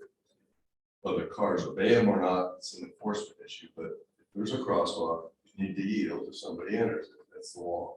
If there's no crosswalk, then, there's no violation. Yes. You have double yellow lines for a reason. You can't cross them. If the lines are faded, somebody theoretically passed where it's unsafe, put them in the law. So the double yellow lines. So what I'm suggesting is we really need to focus on, and again, the stop sign's got to be marked by law, or it's not a stop sign. So there's things, like you said, that need to be done to slow traffic, to figure out what needs to be where.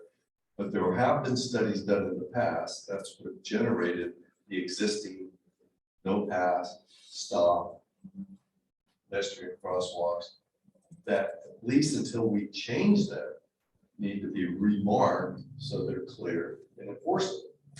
And that provides a degree of safety. There's no doubt you're right. People do take crosswalks as a safe haven when they'll walk out in front of a car. That's not what the law says, that a pedestrian has to yield before entering the crosswalk. A lot of it's education. You can't fix it all, but you do have to at least try to make it safe. And that's where there's certain things that need to be put in place, I think, initially. So if there's double yellow lines that are faded, that means you can pass at that location, even though it's unsafe. And that's not okay. So. Oh, I can pass that in front of the case number. This is a multifaceted issue. So I'm thinking that the short-term fix is taking care of some of the safety issues that are currently through over time and faded away that need to be fixed. The long-term don't be years, months, is to do the annual maintenance plan. But we need to fix those that are broken today and try to get the plan in place. So. And Councilmember Paul, I think, that we heard the Public Works Subcommittee, we brought forward the proposal to do a comprehensive street striping plan, and, understood that cost was something that, was a little sticker shock. What was that? It's $66,000. Yeah. And what did it do? Gives you something on the shelf. Well, it was to prepare, and prioritize street striping by location, so kind of high, medium, low, this on a simple basis. Identifying those areas that need to be restriped. Identifying, I think this is kind of what Councilor Banky was pointing to, is identifying if there's areas where you could change the striping pattern to better address kind of current patterns. We have this disjunct, when you go down the boulevard, you see bike lanes and then they're kind of disappeared. Putting a budget to that, and then also developing the set of standard bid specifications that we could use to implement the plan. And then, and I know part of the interest, I think, was well, can't we as staff do it? And what we will kind of, we've talked about with our staff and work with their ability to do is they can do the crosswalks, I think they can do the crossbars, but to do a more comprehensive, where you're striping, say, the boulevard, we don't really have the equipment and the resources because it requires a multi-person crew. I know, Darren, we talked about this. In the past, all markings in town were paint. Okay, about 15 years, 20 years ago, they came out with this great stuff called thermoplastic. It's reflective, it lasts way longer. So for like the small little, lines, like white lines that you park in, we don't, those lines, to lay them down, what we do is we have bars of thermoplastic for the crosswalks. They're 12 inches wide and they're 3 feet long. You can lay those down and make a nice straight line with them and then melt it to the asphalt. That's what we do with the torch. Stops come, the big STOP, and you melt them down. That we can do with the torch. But when you come to those lines, like the fog lines and the parking lines and things like that, trying to lay down these little 6-inch pieces and make it straight and then melt it together with the torch, it's time prohibitive. It costs you more in man hours than if you contracted that to a company that can come in and for the same amount of money, do a much larger area, and it's all professionally done. The other thing is the stuff we melt down with the torch doesn't last as long as the stuff that they have on the truck and it's smoking. It looks like they're going to tar a roof. Yeah, and they come out and they spray it down. That stuff generally has a much longer life expectancy, especially on bad streets where the asphalt's not real oily, because when you melt this thermoplastic down, it needs that oil to stick to. And so a lot of our streets are old. They don't have a lot of oil left in that asphalt. So you melt it down and you'll start seeing it, it'll start breaking up in the wintertime when it gets cold. It'll start shattering into little pieces and just getting swept away with the sweeper. So Darren, it sounds like that needs to be coordinated with the street paving plan as well. Whenever we incorporate, if we're gonna go to the higher cost of hiring the company that does it professionally, that it just needs to be incorporated with our paving schedule. Well, they could be in the paving schedule, but it could also be like what David is talking about here is putting together a plan.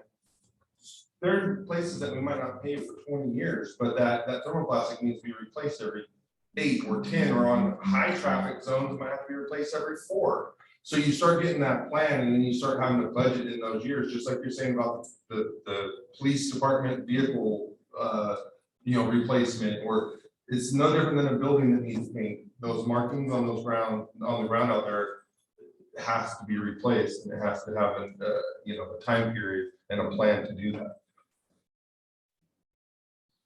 So with this $100,000, I mean, we have multi-thousand issues here, right? I mean, it's a long-term, short-term, but it's different.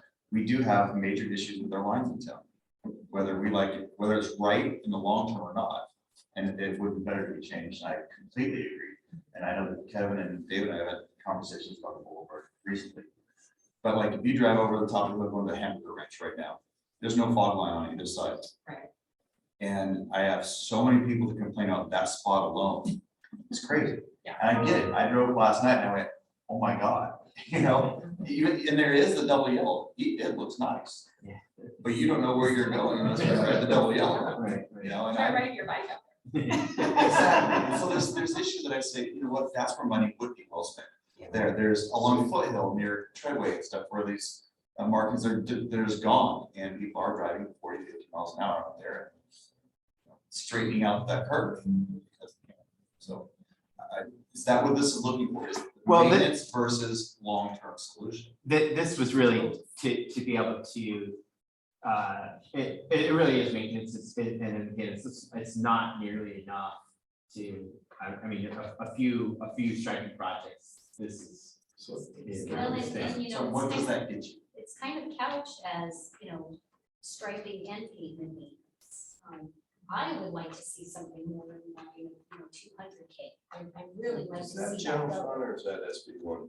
Is that you're This using? would be streets, yeah. This is general fund. Okay, so how much does SB1 have that could go into that pot? SB1 currently is the the resolution council adopts annually. We just completed 4th Street.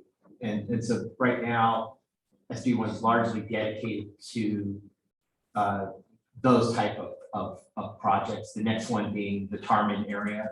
So that was the kind of the next budget. Where we do have funds that can help address this is our Measure M roads.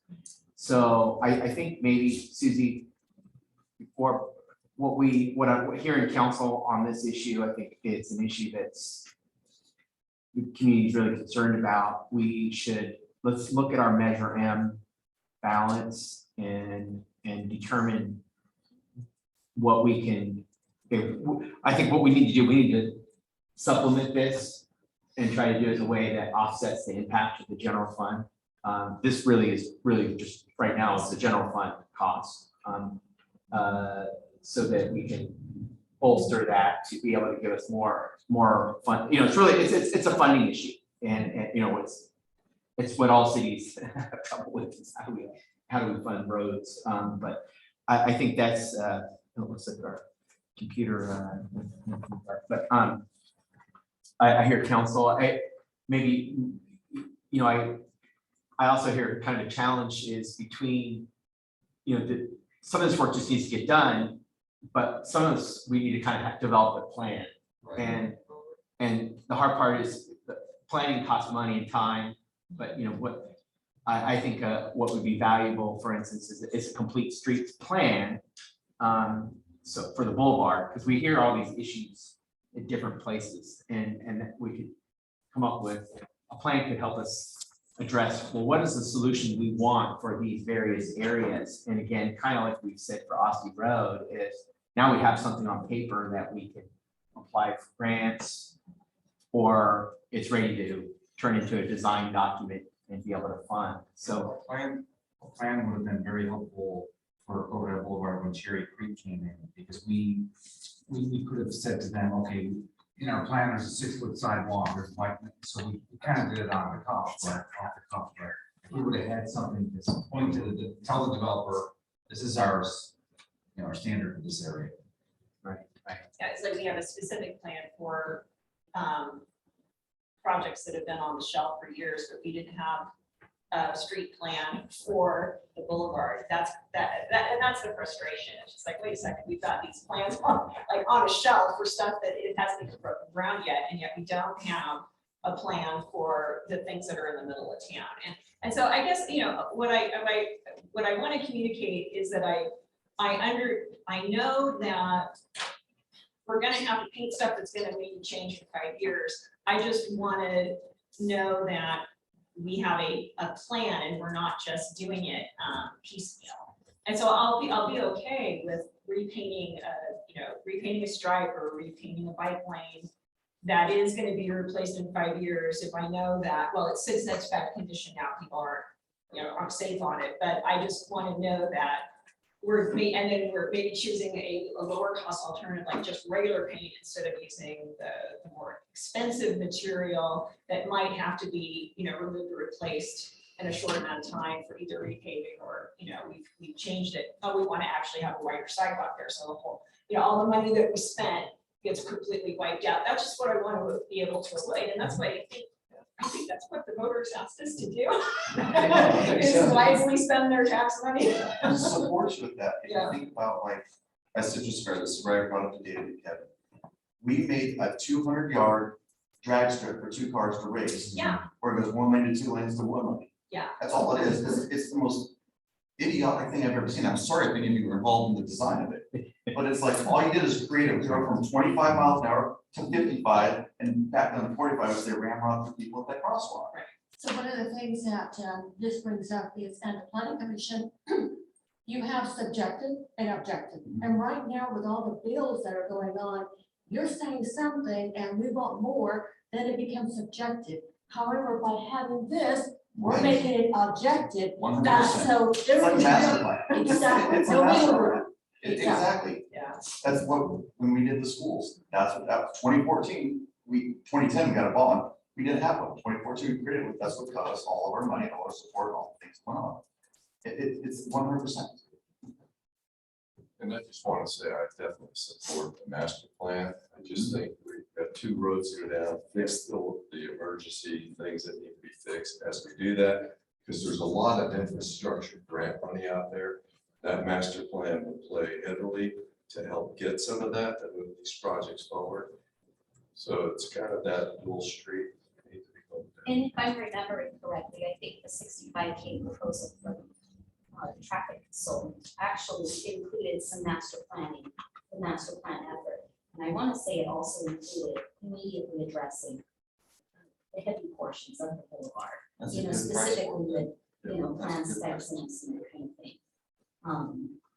I do want to say, after kind of collaborating regionally, it got my head around what we'd be looking at for this annual striping maintenance. Regionally, agencies sort of split it in half. It's kind of a hybrid. The way they address striping. Street crews will typically do paint, like you were talking about. You know, paint is totally appropriate on less traveled areas. You know, fog line is great.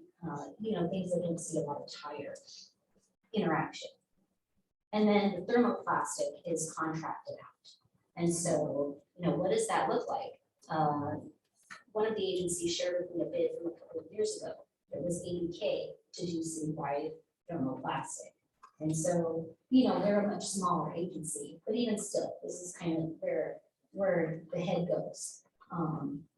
You know, we just got an informal quote on a small pavement repair project for $25K. And so how far does $100K get you if we're doing striping and pavement maintenance? Not a lot, but it is a start. It's something. You know, if council is willing to throw a little bit more at it, I think that would be, you know, well spent. And it would be in addition to really what I think the streets crew could also be doing. I think, you know, if everything was really up to speed today, that would be a good number to keep and maintain it. Unfortunately, over the years, it's gotten to a point, it's not going to put a dent in it. So we got to kind of get it back up and then maintain it. So, you know, I'd like to see more money. The feedback from our closest neighbors, they typically budget, I want to say they told me $150K. I can bring you better numbers at the public works subcommittee. And it was for thermoplastic contracting only. How about we don't bring that, how about when we come to council with this, you already established a number and given it to David to include in that. Sure, Does that sound? sure. I mean, it sounds like we want to try to get this number up to It probably needs to be, and we'll. to 200,000. And you're going to take a look at the measure out funds and see how much is there. And that's the one. This B1 is, I guess, measure target. Project. Yeah, SB1, I mean, it would be great if it was kind of, I mean, we'll have to see if we put it towards an annual, could put it towards an annual maintenance program. Right now, it seems like they're designating geographic areas and zones and or specific projects. So that's where resolution approved by council, we had the 4th Street for a long time, then we identified Carmen area. You know, if we can go to a more of a citywide program, so we'll have to take a look at that. But Measure M, I think definitely can. It's you know, maintenance dollars. Measure M has approximately 380,000 right now. We're anticipating by the end of 22, of 23, 24, we'll have 475,000. So Yeah, so I would think bringing that to 200,000 would be using 100,000 out of Measure M and just try to make a dent in this thing. And, you know, this is a 2-year budget, so, you know, it may not be as much in the 2nd year, but I think we really need to fix some of these things.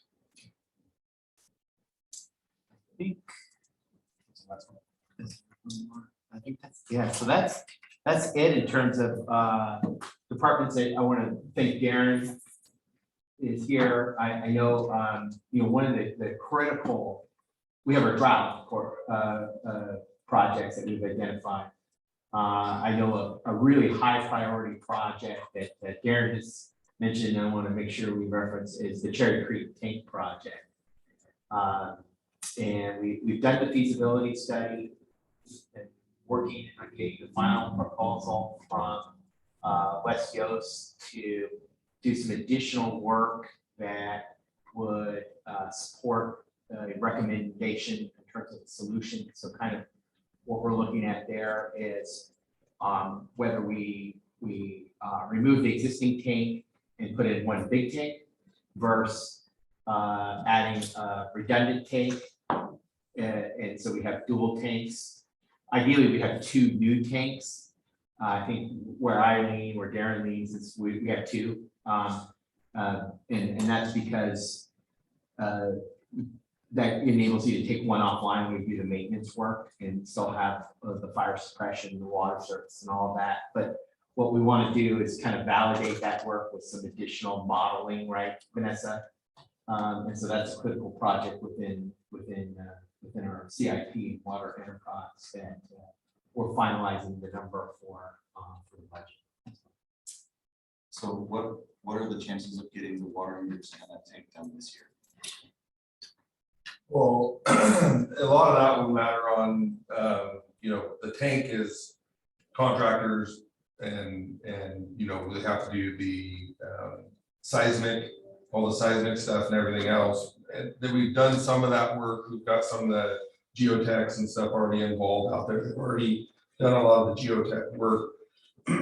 But, the tank still has to be designed. I think the AMI meter thing is probably a little bit further along, in my opinion, than the tank is, just because, there's already a lot of data that's been back and forth between the finance department, the water department.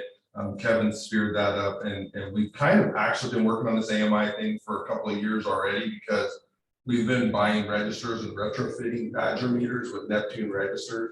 And the way the grant is, the grant money that we got, we'll have to complete that process. That's still on us, which will probably come into the ARPA funds because they were identified to help pay for that. And then the grant will kick in on replacing all the meters that could not be retrofitted. So it's kind of a two-part process, but it's already been kind of ongoing. So it's a little further down the road than the Cherry Creek tank is. The Cherry Creek tank is probably the largest. Darren, do you want another water? It's probably the largest Achilles heel we have in our system at the moment. Built in the 60s, has no earthquake hold downs. It's been due to be recoded interior and exterior for years, could never be recoded because it's the only tank. Same thing we're running into with our contact tank at the water plant. It's becoming 20 years old. It's getting close to needing coating, but we can't take it out of service because we have no other tank to run on while it's being recoded. So the Cherry Creek tank has just deteriorated through the decades, and it was really one of the #1 CIP projects, and it was actually scheduled to happen, between this year and next year. So we're hoping that once we get all the foundation documents and all the design work done, we can move forward rather quickly. Is there anything the council can do to make it go faster or please? Because I think we're all on board saying, we know we're losing money in water. Yeah. We know that that's just a failure waiting to happen.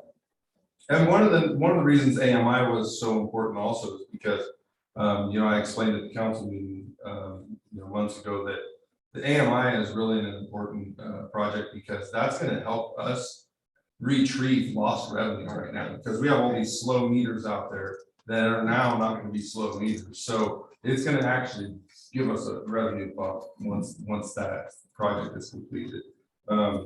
So there's a lot of projects coming down the pike with the AMI, Cherry Creek tank, the SCADA upgrades to the distribution system, replacement of well 7 and rehabilitation of well 8, and that's all within the next few years, 4 years. So there's going to be a lot of moving parts. In Mayor, in council, I'm going to give you a pitch, and I realize that it's tough. It's a tough issue. You probably saw my email to Mr. Carney, and I fully understand it.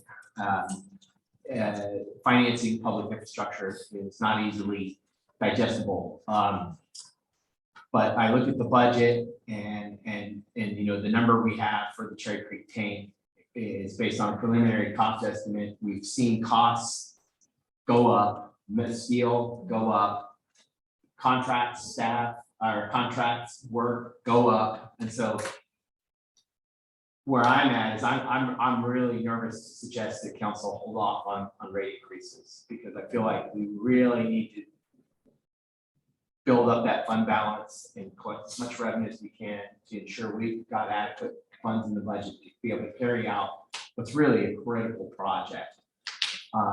And you know, what I would hope to say is, I recognize we may not save now, but you're gonna save later. And if we can do that, and so, you know, it puts council in a tough position, because I know, you know, everybody is from a budget perspective, is pinching pennies and budget conscious. But I feel like it's one of those things we've got to do. I just feel like it's, and where we'll try to do is initial analysis to confirm that, even with these additional funds. I mean, these are really beneficial funds that we're getting that are helping offset costs. But I don't think it's going to necessarily alleviate the need to address what is going to be the full cost of these projects. So just, I know we put a number in, we think we know, but we won't know until we do it. And unfortunately, costs tend to be more, even if we do it as judiciously as we can, they tend to be higher than, you know, our best estimates. Which is why council would probably look for the successes that we could show. This is where your money is going and why, to help us explain away why we don't deal with those rate increases. Because I agree with you that we need to, because inflation by itself is, I mean, you saw the numbers. We're already to the deficit. Even with, so.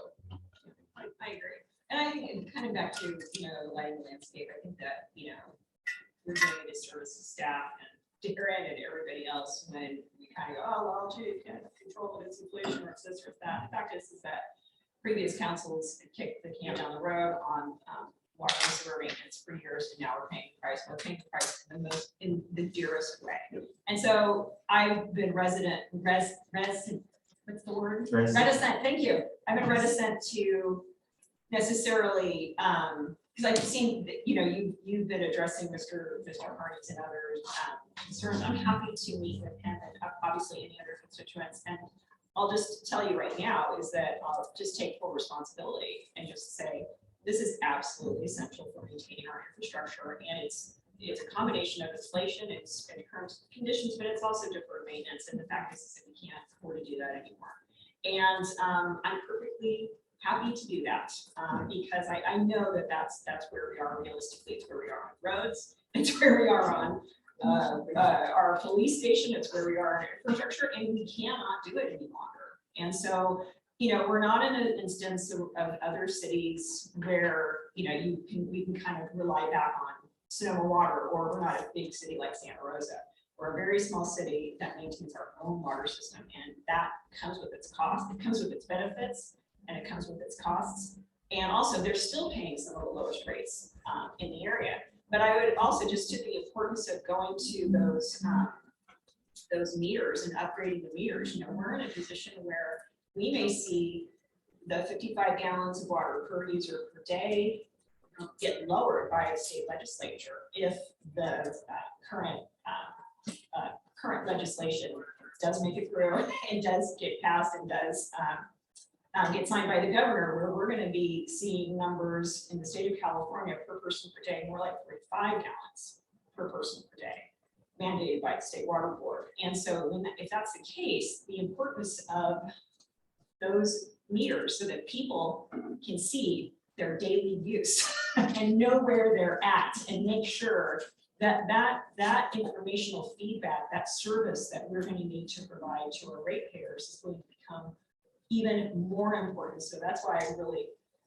but another reason I'm very supportive of us moving to that model as fast as we can, because we are, you know, we're not in a position where we can say, hey, talk to Sonoma Water, or, you know, talk to, you know, my big call the number and talk to one of my 5 or 10 staff members who I am handling this. It's like, no, we're not in that position in a small city. We're handling it ourselves. So I think that it's more important than ever that we make sure that we move in that direction so that we're helping people reduce their water use every day, because it's not going to be a matter of if we have water or not. It's going to be mandated by the state of California what that number is that people are going to need to not surpass every day. So yeah, I have absolutely no problem supporting these rate increases and investing in this infrastructure, because it's gonna pay dividends in the end. Yeah, hopefully we're in a position to carry out these projects, and then what our rate study showed is that then the rates stabilize, we get over this hump, and then they stabilize. And I think that's the goal, is to get to a point where it stabilizes, and we've done the hard work, we've done the heavy lifting. The fact is that people have been underpaying because they haven't been paying what we've needed to maintain and improve the system over time.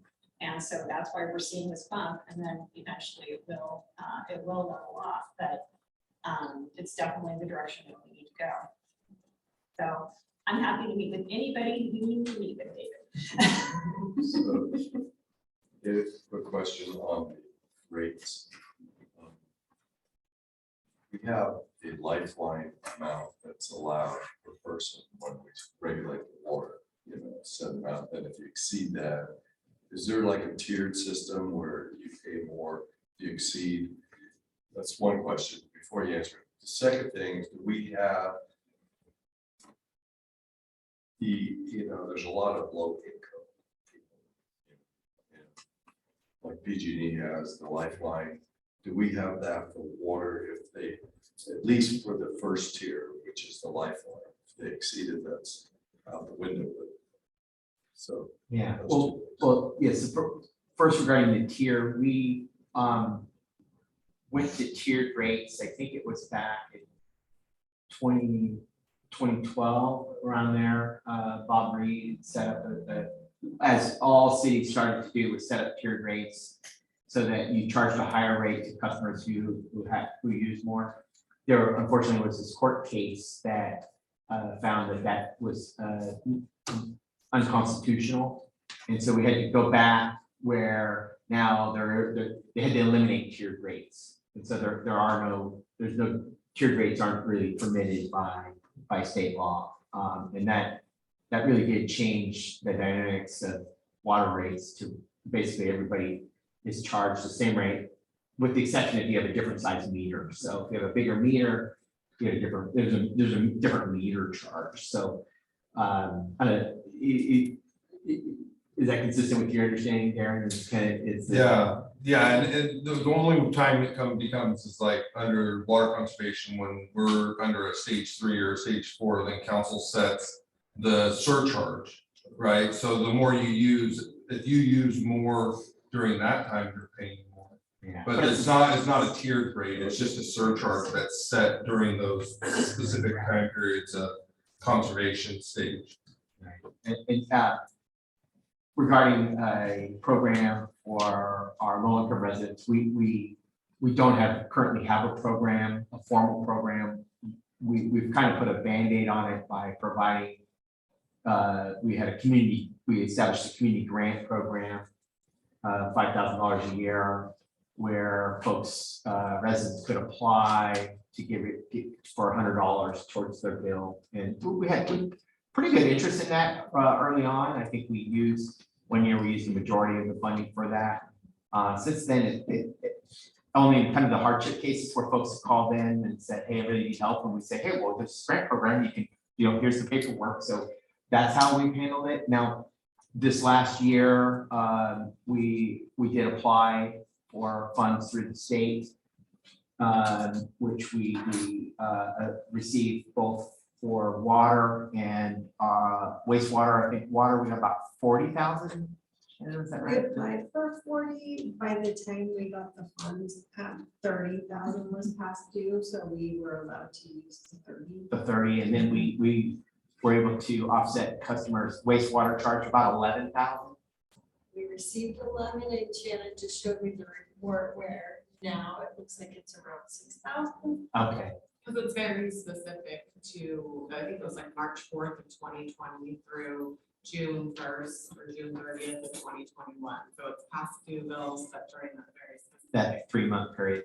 So we were able to, save or reduce our customer bills by about $36,000. So it did help some of our most impacted customers. But that's an area where I think we could look, Councilor Paula is there a formal, the challenge, and then we asked this during the rate study was, can we set that up? And the answer is sure, but you just can't use water rates to pay for it. Because again, it gets back to that tiered structure. You're asking customers to pay for those customers who maybe can't afford it. So that's an area, for instance, what you could do, you could put the ARPA funds into a kind of an account. That would be, or you get other one-time funds that helps to offset those customers' bills. Well, the reason I bring it up because any rate increase during hard times is going to be hurtful to some people. I just think as this comes forward to the council, it would be nice to have something that kind of puts a lifeline if somebody meets that criteria. It's going to be a real hardship if they can make application and have some alternative in place. So that would make it a little bit more, I think, feasible to move something like that. Focus on fixed income. Yeah, because there's some people that are really on very, very tight budgets. That would be a hardship. So, I mean, if you just could look at that as you prepare all that, and I know PG&E has it. I think Sonoma City Power has it. Yes. Yeah. Where if but you got to prove it. I mean, it's not just, hey, I can't pay it this month, give me a grant.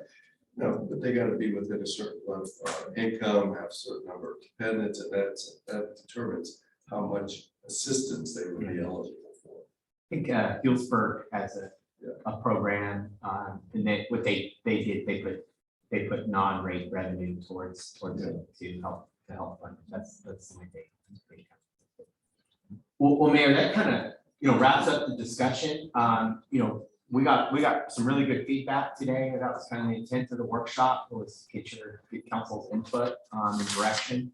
So we've got some clear direction on a number of items. Our plan is to bring again a draft budget back to, I think it's the second meeting in May, is that May 23rd, May 25th, May 25th, excuse me. For additional input. So what we'll do is we'll take the direction received today, revise what's currently the preliminary draft, the draft budget, and bring it back to council, not so much for adoption, but for kind of final review at council. And then the plan, and then, make any final tweaks to hopefully tee it up for adoption in the first meeting in June. But if anything was throw, any final adjustments would we maybe bring back to the second meeting in June.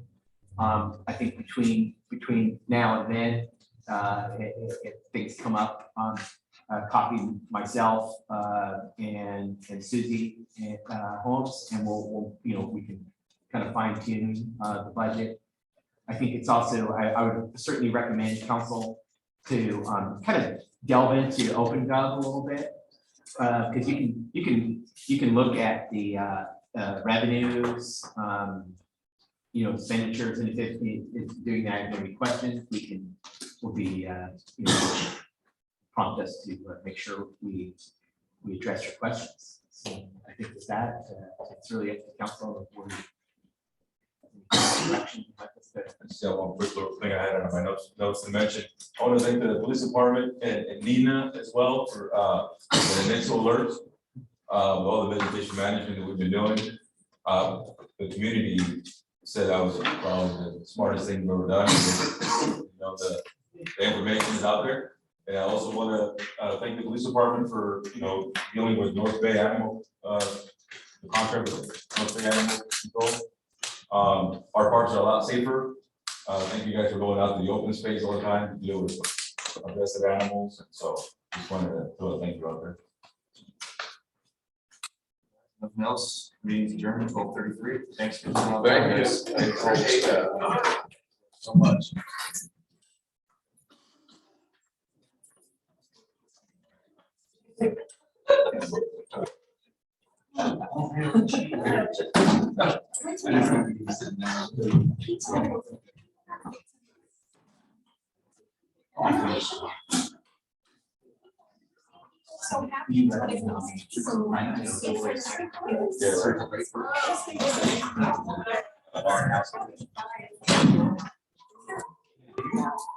Hey, thank you.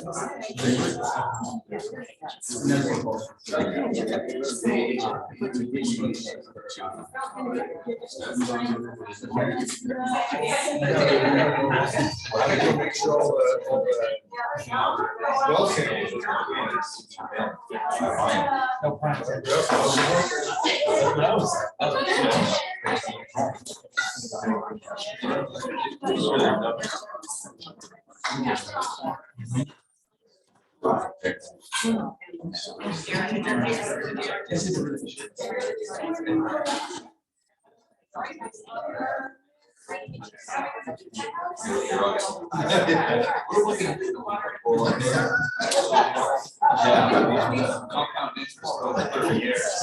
That'll reach power.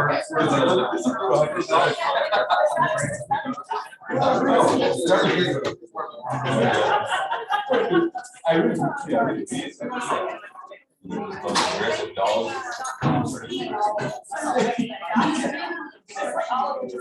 Yeah, because now, I mean, you have a lot of folks in town that have aggressive dogs. T-ball.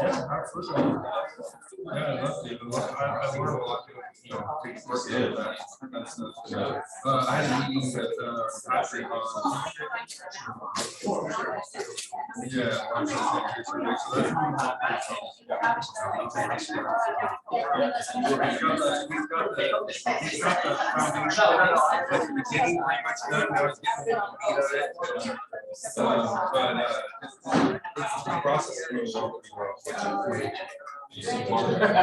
I'm meeting with him every 1 week.